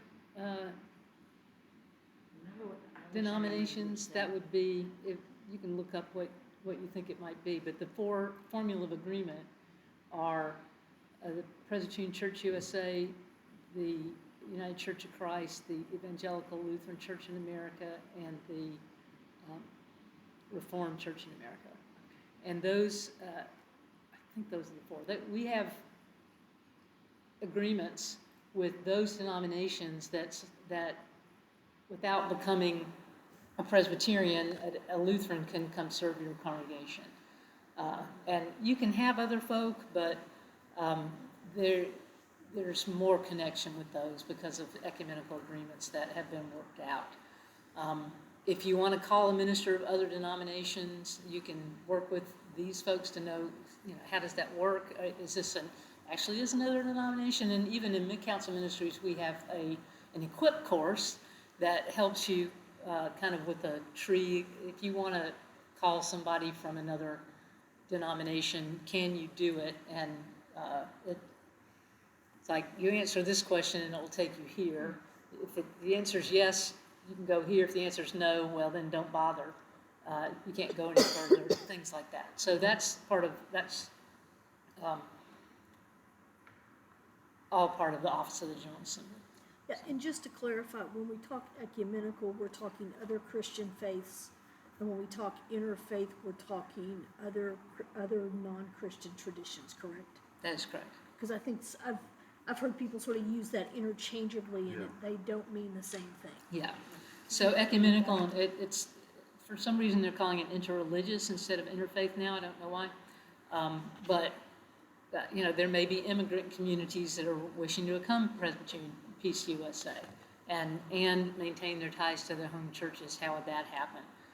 Collaboration with other denominations and faiths locally, and then nationally and internationally, actually, as well.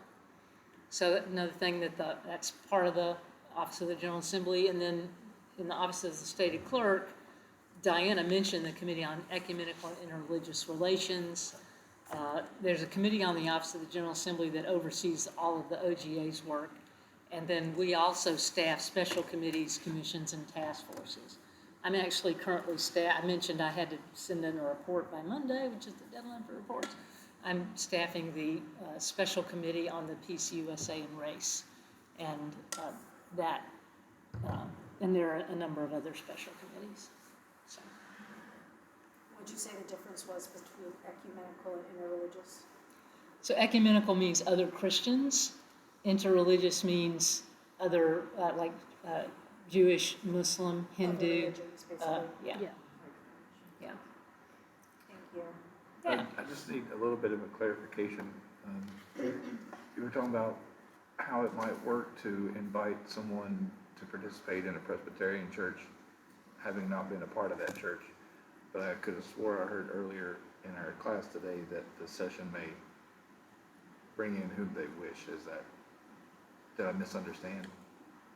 It is the responsibility of the session to provide that the word be regularly proclaimed.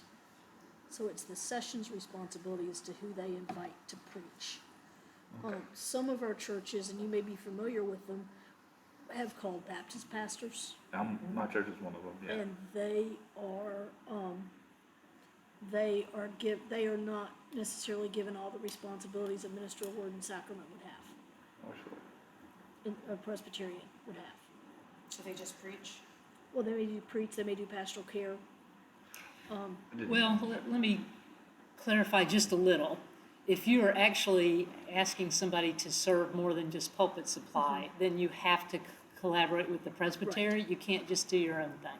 And that's why you can't, if you preach more than 2 times a month in a particular church, that's all you can preach as a supply preacher before you have a covenant defining what you can do in a particular church. I didn't want to scare anybody. I was actually speaking strictly in terms of pulpit supply.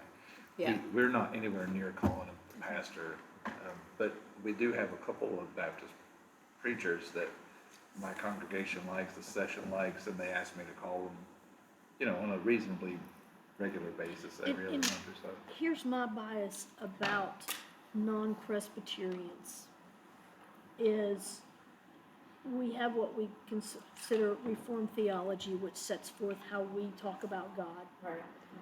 Baptist theology is very different. Sure. Non-Presbyterian theology, and even some Presbyterian theology is very different if you're not part of the PCUSA. Right. My bias is that when we continue to have non-Presbyterian pastoral leadership, that's as we tend to lose churches, because they don't have that connectional sense to it. So, maybe I'm just wrong on this, it's fine. AOPs are not allowed to enter into any kind of covenant agreement. Correct. So, I love my husband, so don't go back and tell me he's a big dummy. Because when he was still an AOP, he was teaching at Marsh Fort. It was every other Sunday, right, with David Petrie, but then he passed away before Terry was a CP. So was that just a circumstance that couldn't be avoided? I mean, there was nobody else up there. Some of that is also probably what Presbytery doesn't know Presbytery can't work with. They weren't authorized, is what you're saying. Yeah, I mean, he couldn't do sacraments, and he couldn't do baptisms, and he couldn't moderate Right. the session. And he did none of those things. Right. Okay. Because there's one of the churches I began moderating last fall, and we've now had 2 session meetings by pulling some teeth. They've had a Methodist for, 2 years maybe, that's never ended up on Presbytery's radar screen until like in the last 2 months, 3 months maybe. Right. So, and working with a covenant, now that session's willing to work with to develop a covenant with him so that he's on Presbytery's radar screen. I mean, I don't know that answers your question, but Kind of, sometimes. but I think it was a circumstance that, Yeah. there was nobody else was gonna come fill Right. that pulpit at Right. the time. Right. When you say developing a covenant with, you mean being hired by them? Like, I'm confused. We tend to call them covenants in the church instead of contracts, Oh, okay. if that helps. Yeah. Okay. The presbytery is under no obligation to agree Absolutely. to a certain person that you may, if they think that the theology of this person is going to be preaching with you is going to lead you down the wrong path, then they can say no, and they ought to. Well, and with some commission pastors, they said, you can do this, but you've got to do this remedial work with a mentor or with your pastor. And they've done that with ministers from other denominations too. Right. Yeah. So there's all sorts of ins and outs. Presbyterian Historical Society is the third aspect of the office of the General Assembly. So let's hear what they have to say about themselves.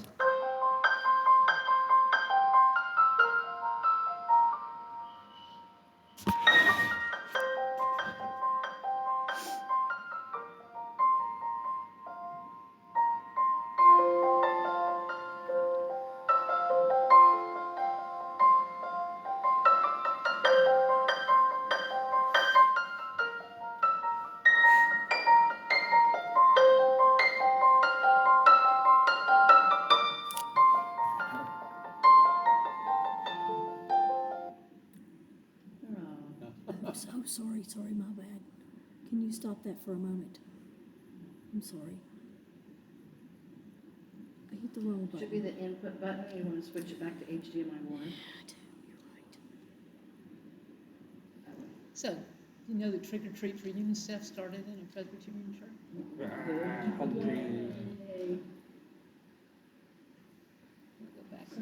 I'm sorry, I can't read it when it's upside down. Okay, no signal. Erica? Yes, ma'am. HDMI. Is that the right one? Is it PC? HDMI. It's PC. That's down below. Thank you. I think, no. There you go. Is that what we decided last night? Or did we get? Let's try HDMI. Maybe not.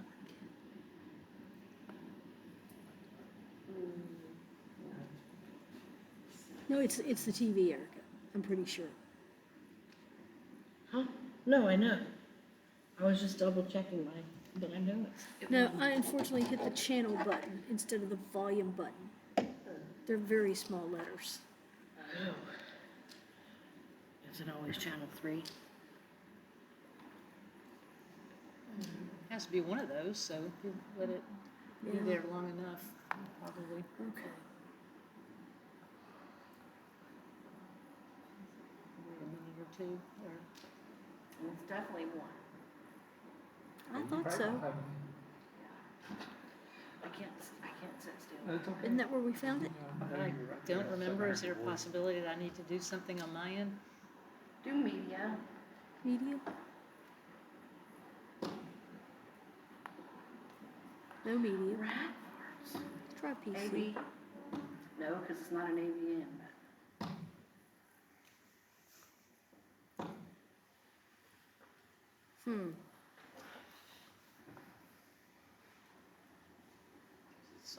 There we go. What the world? 3. It's HDMI 3. Well, I can't read. I couldn't see what was on Sorry. Okay, here we go.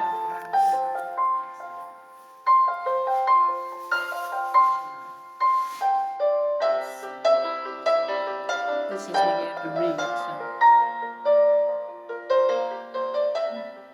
Hi, my name is Barbara Geiger. I have been a member of the Brownsburg Presbyterian Church for many, many years.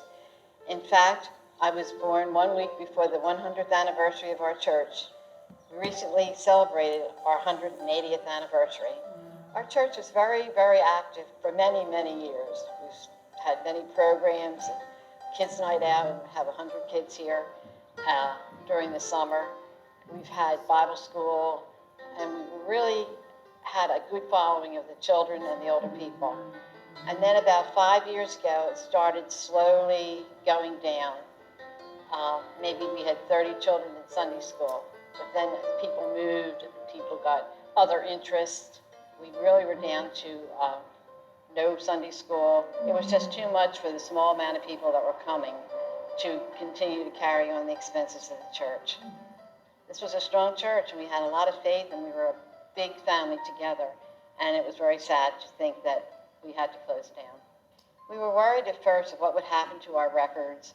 Then it was such a relief when the Presbyterian Historical Society was available to take our records, to store them, to have them access to any members or anybody doing research. And it sort of made it a warm feeling to think that we're not throwing everything away that we've accomplished and that we've saved for years and years and years.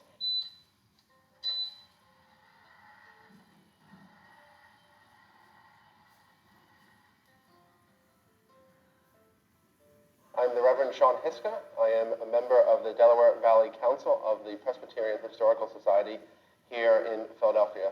When you think of a historical society, you might think of just a place to store your old books to ensure that they don't get damaged in fire or are lost at a church, which is a very major, important mission of PHS, but it's not just what they do.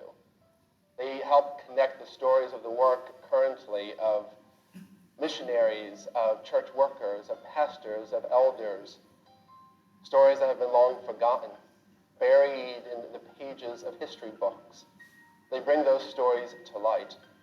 They help us connect and show us that our work now is only a larger part of God's work in all of humanity, in the history of the world.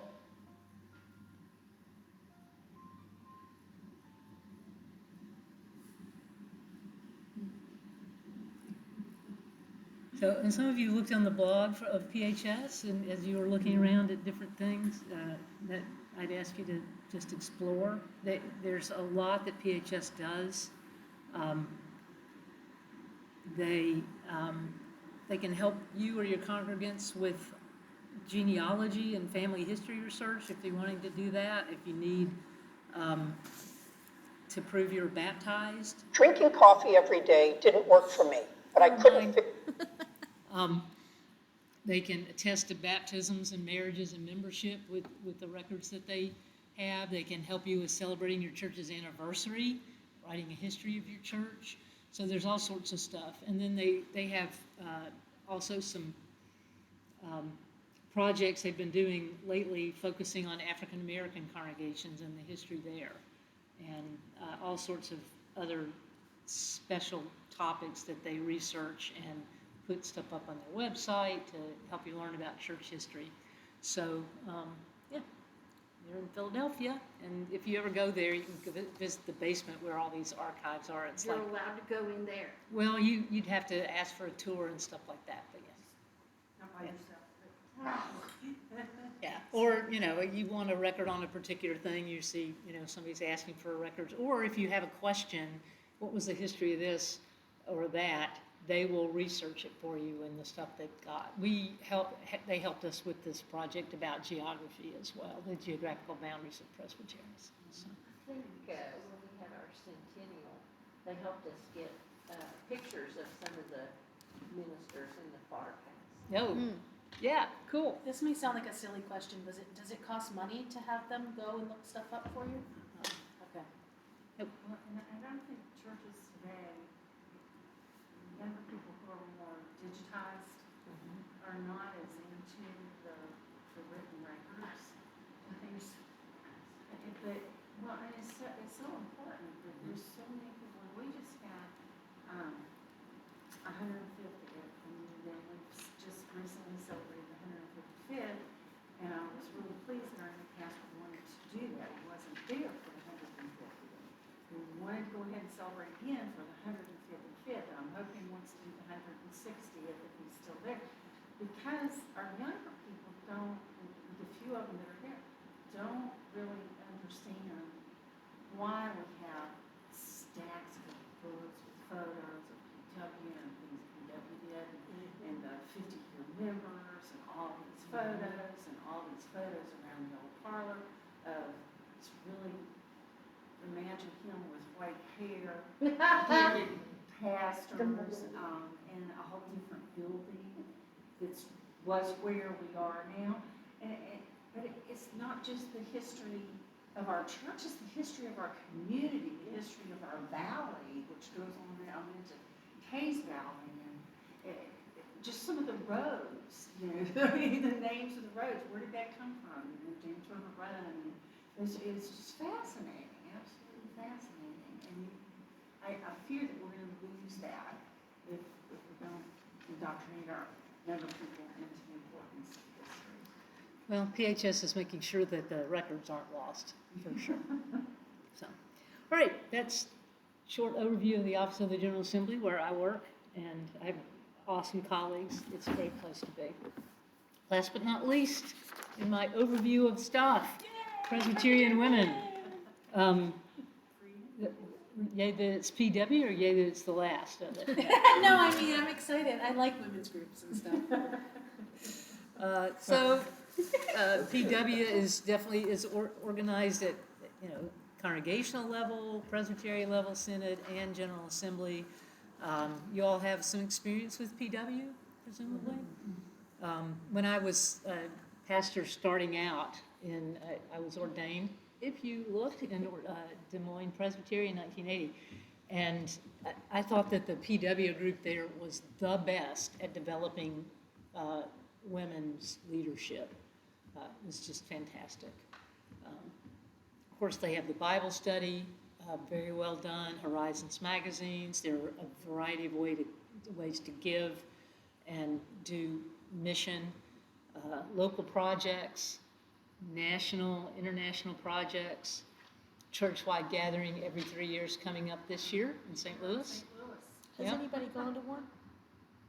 I want to. How long of a drive is that? St. Louis is an 8-hour drive. And what date is it? I forget, it's July. Is it You July? can look it up. June. I think it's in July. Let us see. And do any of you subscribe to Horizons magazine? Who's? Horizons, it's the Presbyterian Women I thought magazine. you said Verizon. No, Horizons, We get it Horizons. at church. Yeah, we get it in church. Because I was just gonna say, will have information on the church-wide Okay. gathering in it, It does, and so does as the well as on the Outlook. website. If I can get people interested in right that, now where do is I find it? offering The $10 subscription is like horizons.com, do I contact? PCUSA Presbyterian Women Horizons. Google it. Yep. So the church-wide gathering begins on August 8th, or at least the business meeting does. I'm going to be the parliamentarian for the business meeting, so I have that in my calendar. Yep. If anybody's interested in going, let me know. 8th through the 11th? Yeah, school's about to start, Yeah, I think that doesn't start till the following week, which means I wouldn't have any watch it yet. So yeah. So in case you can't read what they say they do, nurture faith, support mission, work for justice and peace, build community, develop leaders. And you all have a personal experience, many of you, with PW, and it's an awesome organization. So if you don't have a PW in your, is there a PW in the Presbyterian of West Virginia that's? I don't. I think it was men and women, but. No, they had a Presbyterian women that 10 years ago was very active and had a fall gathering and a spring gathering, and then they went to a spring gathering, and then their leadership became 3 or 4 people, mostly lodged in the Huntington area. And I was part of a conversation recently about, does it still exist? So we're not entirely sure. Well, that's what I've been trying to find out, and I'm gonna call Betsy Ensign at headquarters and just ask, do we still have a council from the West Virginia Presbyterian? Because we used to have a very active one. We did, and that's what I'm saying, we did. Installations. Is it hard to start this back up? Well, it has been in my church. Well, here's, And the church still has. yeah, and for whatever reason, Presbyterian women more recently, I say in the last 20, 30 years, has not had the appeal for younger women that it once did. So a lot of churches that had them, it's sort of dying out. And I think that's part of what's happening. Not your grandmother's campaign. And I mean, when my first PW gathering at our church, Susan Allowat leans over about 20 minutes in, she goes, I'm sorry, I know you're never gonna wanna come again. Because Margaret Trainer, Barbara Bacon, who was the third person, at each other up in front of everybody over, they just decided to stop the Meals on Wheels program out of our church. And this entity wants to start it back, and it was just this awful bickering that actually, like, what was the myself, I was like, oh my goodness, these ladies are really down drag out. And then she said that, and I couldn't help it, I sort of did one.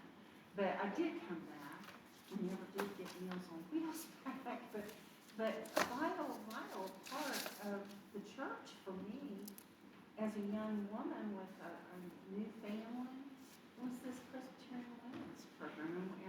And I remember saying in the beginning when I would go, I think it was Nitro Presbyterian Church, I dragged Robert in. I would never be able to get away with dragging Ellen in, but I dragged Robert into a meeting. And at the end of it, I said, you know, if you want people my age, you're going to have babysitters. And I think one of the last times I used one was in, was it Logan or, I think it was Williamson that's down by Logan? Yeah, it was the Williamson Church. And Ellen had wanted to change clothes in the car because she opened her diaper bag up and found extra clothes. And I said, no, honey, those are in case you have an accident. When we got there, Judy Kaufman walks out of the building, thank God, and starts going on and on about Ellen. And I said, she's sopping wet. She just wet herself so she could change clothes. And she goes, oh, because she could tell I was ready to just. Well, yeah, if you're not involved in PW in an organizational way, you can still be, use the resources and that kind of thing. Community is part of it, of course. But I think the missions that we did. yeah, well, I mean, or you can try to get started maybe across congregations. I do want to kind of wrap up and do we're about to be running out of time, but I wanted to lift that up, and I think, maybe you can have some future conversations about if there are ways to re-energize PW in the presbytery, across congregations, get some folk together, et cetera, because they have great resources and such. Okay, so here's a game, kind of a Presbyterian trivia game, and I will give you a choice. You can do it as teams, or you can do it as individuals. Okay. 3 teams of 2 each. That's good. No, we have a team of 3. 3 teams of 2. You know all about the GA. Susan's All right. not playing, I see. Okay, we gotta keep going here. So we're gonna have pairs, okay? Oh, You might want to get a little bit back from the table, where you can, So consult everybody's with not one hearing another. your answer and listening and Yeah. coming up with So your is answer. it just a shout out or? No, you are going to go, so one person in your team needs a smartphone or a computer open. Probably a little quicker with this than I am. And you want to go to this website, menti.com. menti.com. Is that it? Or is there more to it? Just, You need to go to the website because you're going to answer questions and you're going to put you're going to type it in. I need a code. You're gonna give us a The code? code is 1795 5492. This is a little bit like a Kahoot. 179555492. Correct. Can I join, Teachers do. or will it mess things up? It will mess things up. Susan, you can come over here. You get to laugh at us. Well, actually, you can do it. We'll figure it out. You can join if you want to. Go ahead. If you win, we will not give you the prize. How's that? Okay. Can you all live with that? Yes. Okay. Okay. Okay. So it's asking you to put your name in or the name of your group. Create your own, maybe scroll down, yeah. Oh, gotta create our own. Oh, okay. Well, Wait, should be asking you to. yeah, so now it's create a free account. You shouldn't have to create an account. The code should put you in. And are you seeing this trivia thing? I did, Yeah, but we then see when you that. asked to do the next, go back out of that screen, guys. Or Just go maybe back. it is an account. You just need to. That's what I'm saying. Yeah. Well, okay, then go ahead and create your own Menti. Seems like doing your own. That's you got all kinds of stuff to fill out. Yeah, you don't know. You should be able to just sign in and maybe I don't know how to do this. Well, Okay, sign up with SSO. Okay, go to the bottom, there's a sign on with single sign on, it said your organization's workspace name. Can you tell us that? Madam. I don't see that. What, did you go to create your own Menti? Is that what you I started don't with? think that should be it. Maybe What I did, I went to where it says Mentimeter, and then it wants you to sign in, and at the bottom it says sign in with SSO. Oh, single sign on, okay. And I did that, but it's asking for organization's workspace name. No, that's. Or when I logged in on Facebook to create my account, Uh-huh. click here, and then I can skip that. So let's see what we're doing. Skip that. Create your first. Wait a Okay. minute, I've got to enter your How'd you name do and that? then join quiz. Maybe I didn't, yeah, enter your name and join the Where are we? quiz. So Maybe you have to do it on a smartphone. Our name is Sherry. Don't you dare. maybe I didn't press the right button. Sherry's gonna come in last place. We're joining Okay, the quiz. I need to Let's start get ready over. to I'm play. sorry. Okay, so how did you get there? I don't know, it just popped up all of a sudden. I went back in and started all over again. I think maybe I needed to maybe go to that's this what I did. particular. I kind of did go back and forth. Thing. Come on now. All correct answers Why get did max it point. go? You're in first. You be quiet. Okay. Where did you put the number? Why is it? Not yet. Okay, are you All right, in something with the just screwed name? up. We just No, read it. I'm hold, not. please. I wonder if it's something you're doing. All right. I may just watch. Okay, May I okay. please have the code again? Okay, I'm sorry. that's starting. It's at the top. I can't see that. 1795-5492. I guess it's been too long. I need to look in the instructions. I've done this before, but, so you should, and, one of these little things is going to be, one of these little avatar things is yours. Just decided it for you. Okay, so mine looks like this. How do I get in?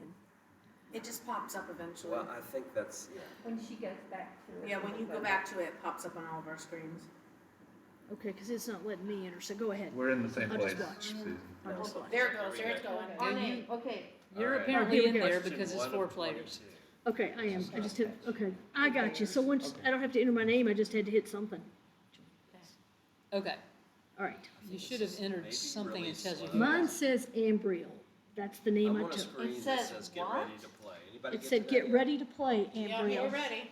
Okay, yeah, All that's right. what I got. Okay, ready to play. There you But go. Is it, Okay. All correct answers, so I'm not timing it, is basically. Oh, where did you put in your How many presbyteries are there in the Peace How do USA? we answer? Oh, I got it. Right. Should be a place to, Yeah, it comes up eventually. sorry for the confusion. Oh, that was Simmons.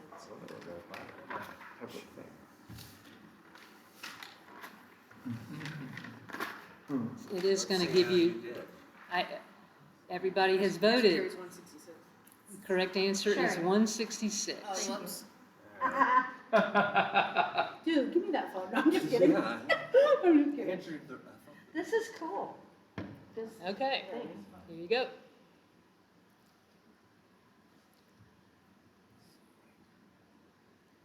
Oops, what is, I have to go back. 4 players ready, oh, I pressed the wrong button, sorry about that. Oh, now I guess I am asking you to answer fast.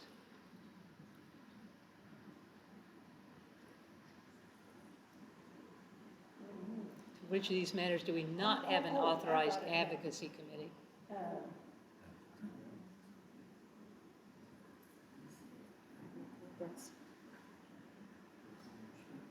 Everyone has voted. if I had my notes, Hey. Did you get it right? Correct answer Zero is for 2.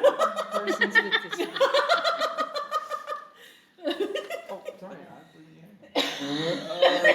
Sherry, come on. All right. Sure we get the answers. Staff of which agencies are technically employed by the Presbyterian Church USA, a corporation? Oh, we have to write it in. answers aren't coming up. You have to answer it. Oh. They're not all multiple choice or anything.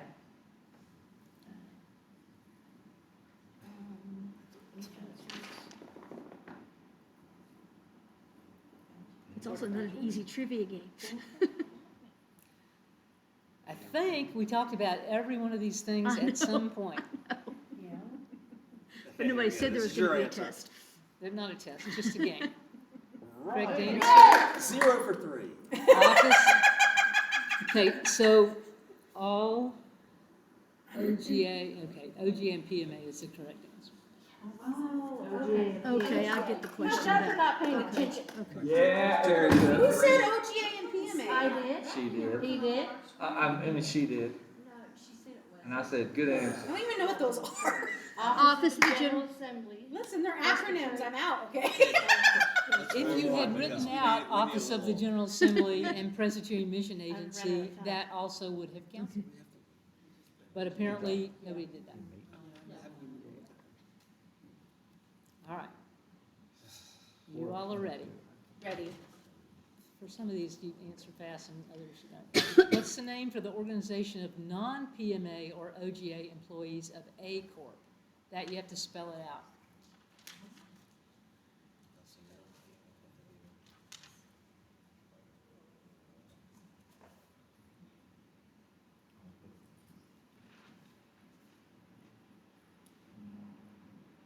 Oh. That could be right. I'm good. All that hoopla you're in. We've already got some points though, so we're allowed. Did you get them all right, Susan? No, I've got most of them wrong. Wrong too. I got Wrong. 0 for 4. The correct answer is the Administrative Services Group. An ASG. Did you have that answer? Poopy diaper. We had it and we were trying to say it. Susan said there wouldn't be a test. Tricia said this isn't a test. It's not a test. It's Right, just a we're not game. It is kidding fun. either. Okay. All right, here we go. What are the councils according to the Book of Order? Congregation, session, and board of deacons, the leadership of a Presbyterian synod, General Assembly, synod, Presbyterian session, or all of the above? Everybody voted already. Okay. Yay! 1 for 5. 20%. We're awesome. All right. Good math skills. We're coming in first place losers. You're all ready. You're ready. Yeah. For some of us, ACC means Atlantic Coast Conference, me. But in the PCUSA, what does it mean? This is all you, bub.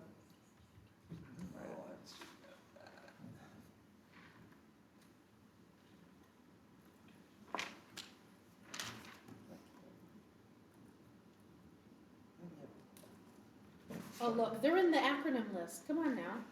No one said we couldn't use it. Yeah, but you're gonna run out of time. I couldn't type fast enough. Advisory Aw, Dang it. Committee on the Constitution. Yeah, Somebody was right. close, but what's the difference between Shoot. a council and a committee? I just The mistyped it. council can't vote, but the committee can. I mean, the council doesn't have power, but a committee does. Or am I- The commission makes A decisions. council is Presbyterian Synod General Assembly in session. And that's, yeah. Right. So this is a committee that helps the General Assembly. And boo, to And self. so I'm not gonna give you that, it's I understand. close, but there's a Oh, yeah. very important difference between a council and a committee. So, sorry. I gotta type better. Because I knew You could that. use speech to text maybe. I knew that. Then we all know Okay. the answer. Here we go.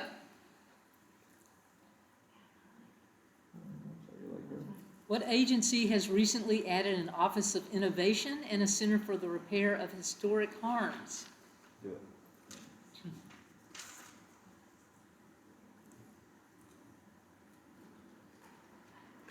Just go, yeah. Says I have a potty break. You're on your own for a little bit. I'm gonna bring the pain to myself. We did answer that one. I didn't vote in time, come on. All right, I'm gonna give PMA because I didn't say that, yeah, oh, so that's good. Okay, no. Mission Aid, Presbyterian Mission Agency. That's interesting because that's the only one I've seen the correct answer at the bottom. Am I just missing it? Mhm. Okay. They're there each time. Okay, fine. All right, Oh, no. The Presbyterian Hunger Program, Presbyterian Disaster Assistance, and Office of Public Witness are just a few of the programs of which PMA department?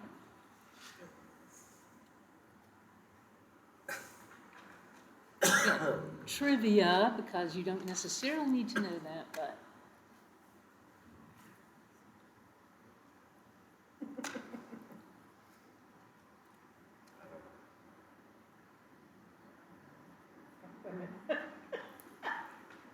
The answer is Compassion, Peace, and Justice. I don't know why that was not considered correct. I can change this to correct. Yeah. Probably commas or something similar. Was that Susan who got that right? I don't know.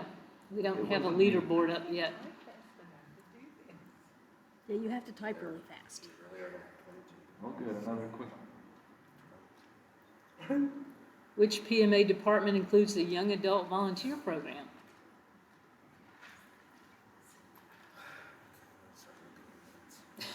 I mean, there's no way I can remember these things. Did you submit it? No, because I can't. I didn't take that many notes because I thought we were gonna get a copy of it. Yeah. I mean, I have 4 pages of I notes. understand. You will. You'll get a copy. You didn't know we were gonna play a game, Right. even Well, though she kept alluding to Presbyterian trivia. Dang it. The answer is World Mission. Okay, my question is, are you all just not getting them typed in? We can't even. I just didn't have time. No, we're just not. I can take it. All right. Oh, Ambriel is Susan. winning, but Nat Katz is next. Dave, why'd you put my name? I told you. I don't have any. Randy and I are in the same boat. I got All it right. all right. We're gonna be first place Which losers. so agency there. includes the Office of Immigration Issues? Now when you've written that down. Oh, I knew that. Come on, Sherry. Sherry. Are you gonna get any of these? Hey, I knew that. So I knew bad. that the presbytery wasn't 16. My screen's even gone. I hate that it's just gonna pop up like wrong, but I know that I'm in the right top part. I knew that Synod was 16. I knew You that. just did it one of the other ones. Oh, OGA is correct. Humanity. Good We try. just start guessing the same thing every day. she said good try. I'll take that. Creative response. Well, there's one that is includes that. The Presbyterian Historical Society is part of the Office of the General Assembly. True or false? It won't let me vote now. Look. I am voting. Okay. Oh, man. It was voted. You're making me, How? I'm sitting here. because you're getting more right than we are, that's all. We're not competitive, I already said that. I've been doing this. 1,001 new worshiping communities and vital congregations are among the programs of which PMA department?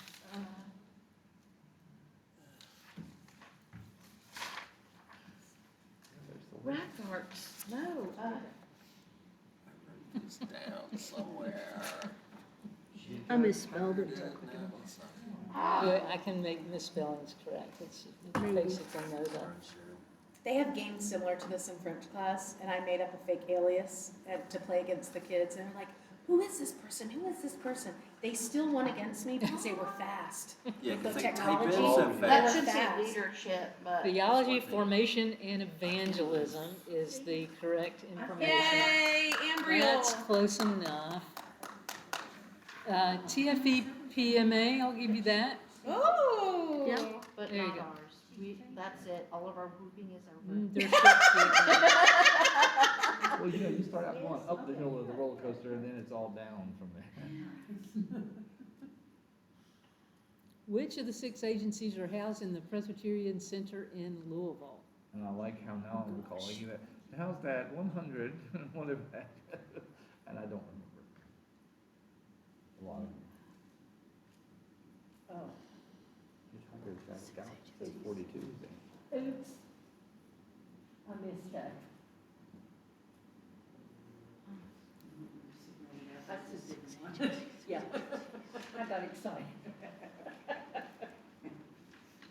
Dang it. No, that's it. Dang it. It'd be easier to say which aren't. It would be easier to say which aren't.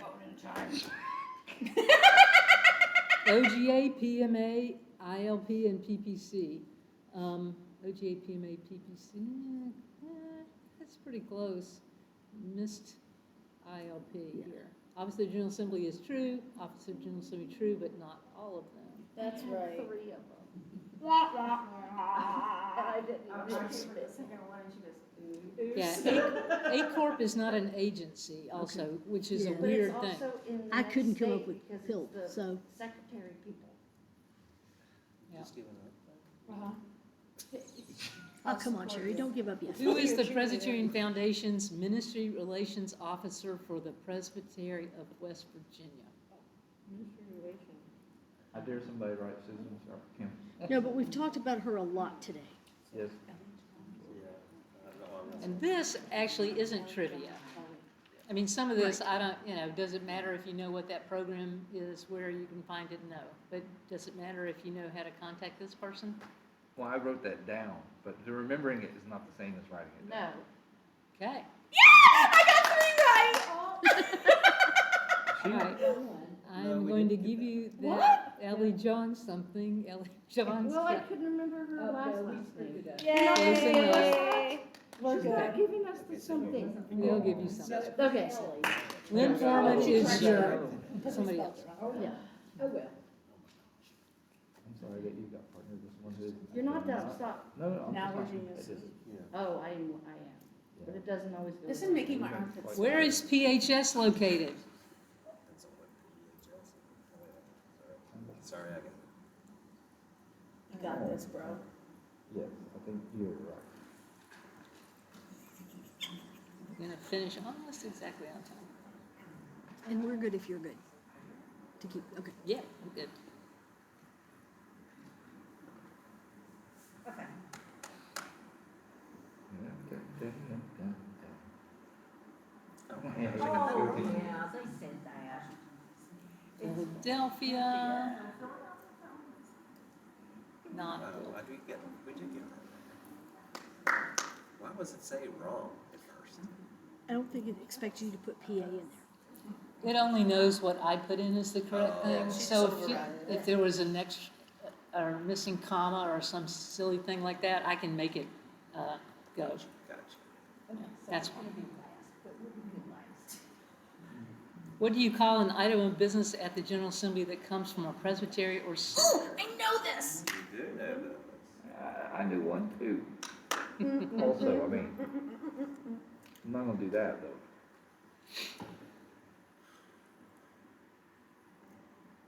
Correct answer is overture. Everybody got it? Who? We're amazing. We're on a roll. Please don't do those other ones again. How many signs in the Remember? PCUSA? No. Remember, I told you.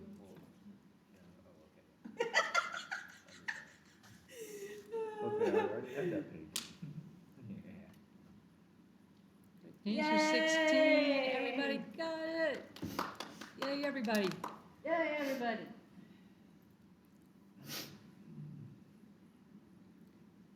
Who is the ministry engagement advisor for the Presbytery of West Virginia?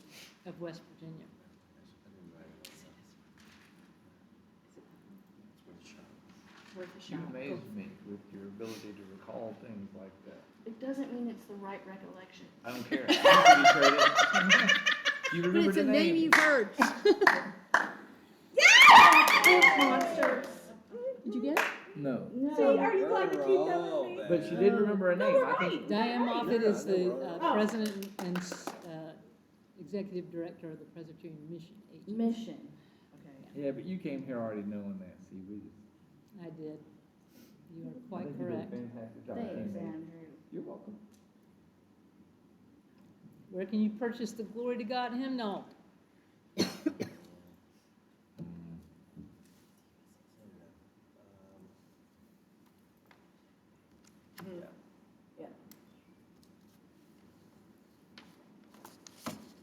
Oh, I bet you're gonna say it's 3 letters instead of what I put. So don't say. She can override it. Shorthand. I think you meant. Oh, I was You right meant the first 50K, right? time. She meant We will 50K. give I was gonna say, Yeah. that's got, that, that's right, yeah, we got we'll that. give that. I can't believe nobody said Amazon. PCUSA store is what I wrote in there, but that's good. We'll give it to everybody there. The hardcover on Amazon is $35. Leaderboard. We're rocking it. No way. Oh. Who is it that class? We are Oh, there we tied. go. Oh, Oh, sugar. I was all excited. It fakes you out, I know. It We're still in did. last place. We're still in last place. Yeah. Terrible, terrible. Well, I mean, at least It's not she done yet. should win. She should, yeah.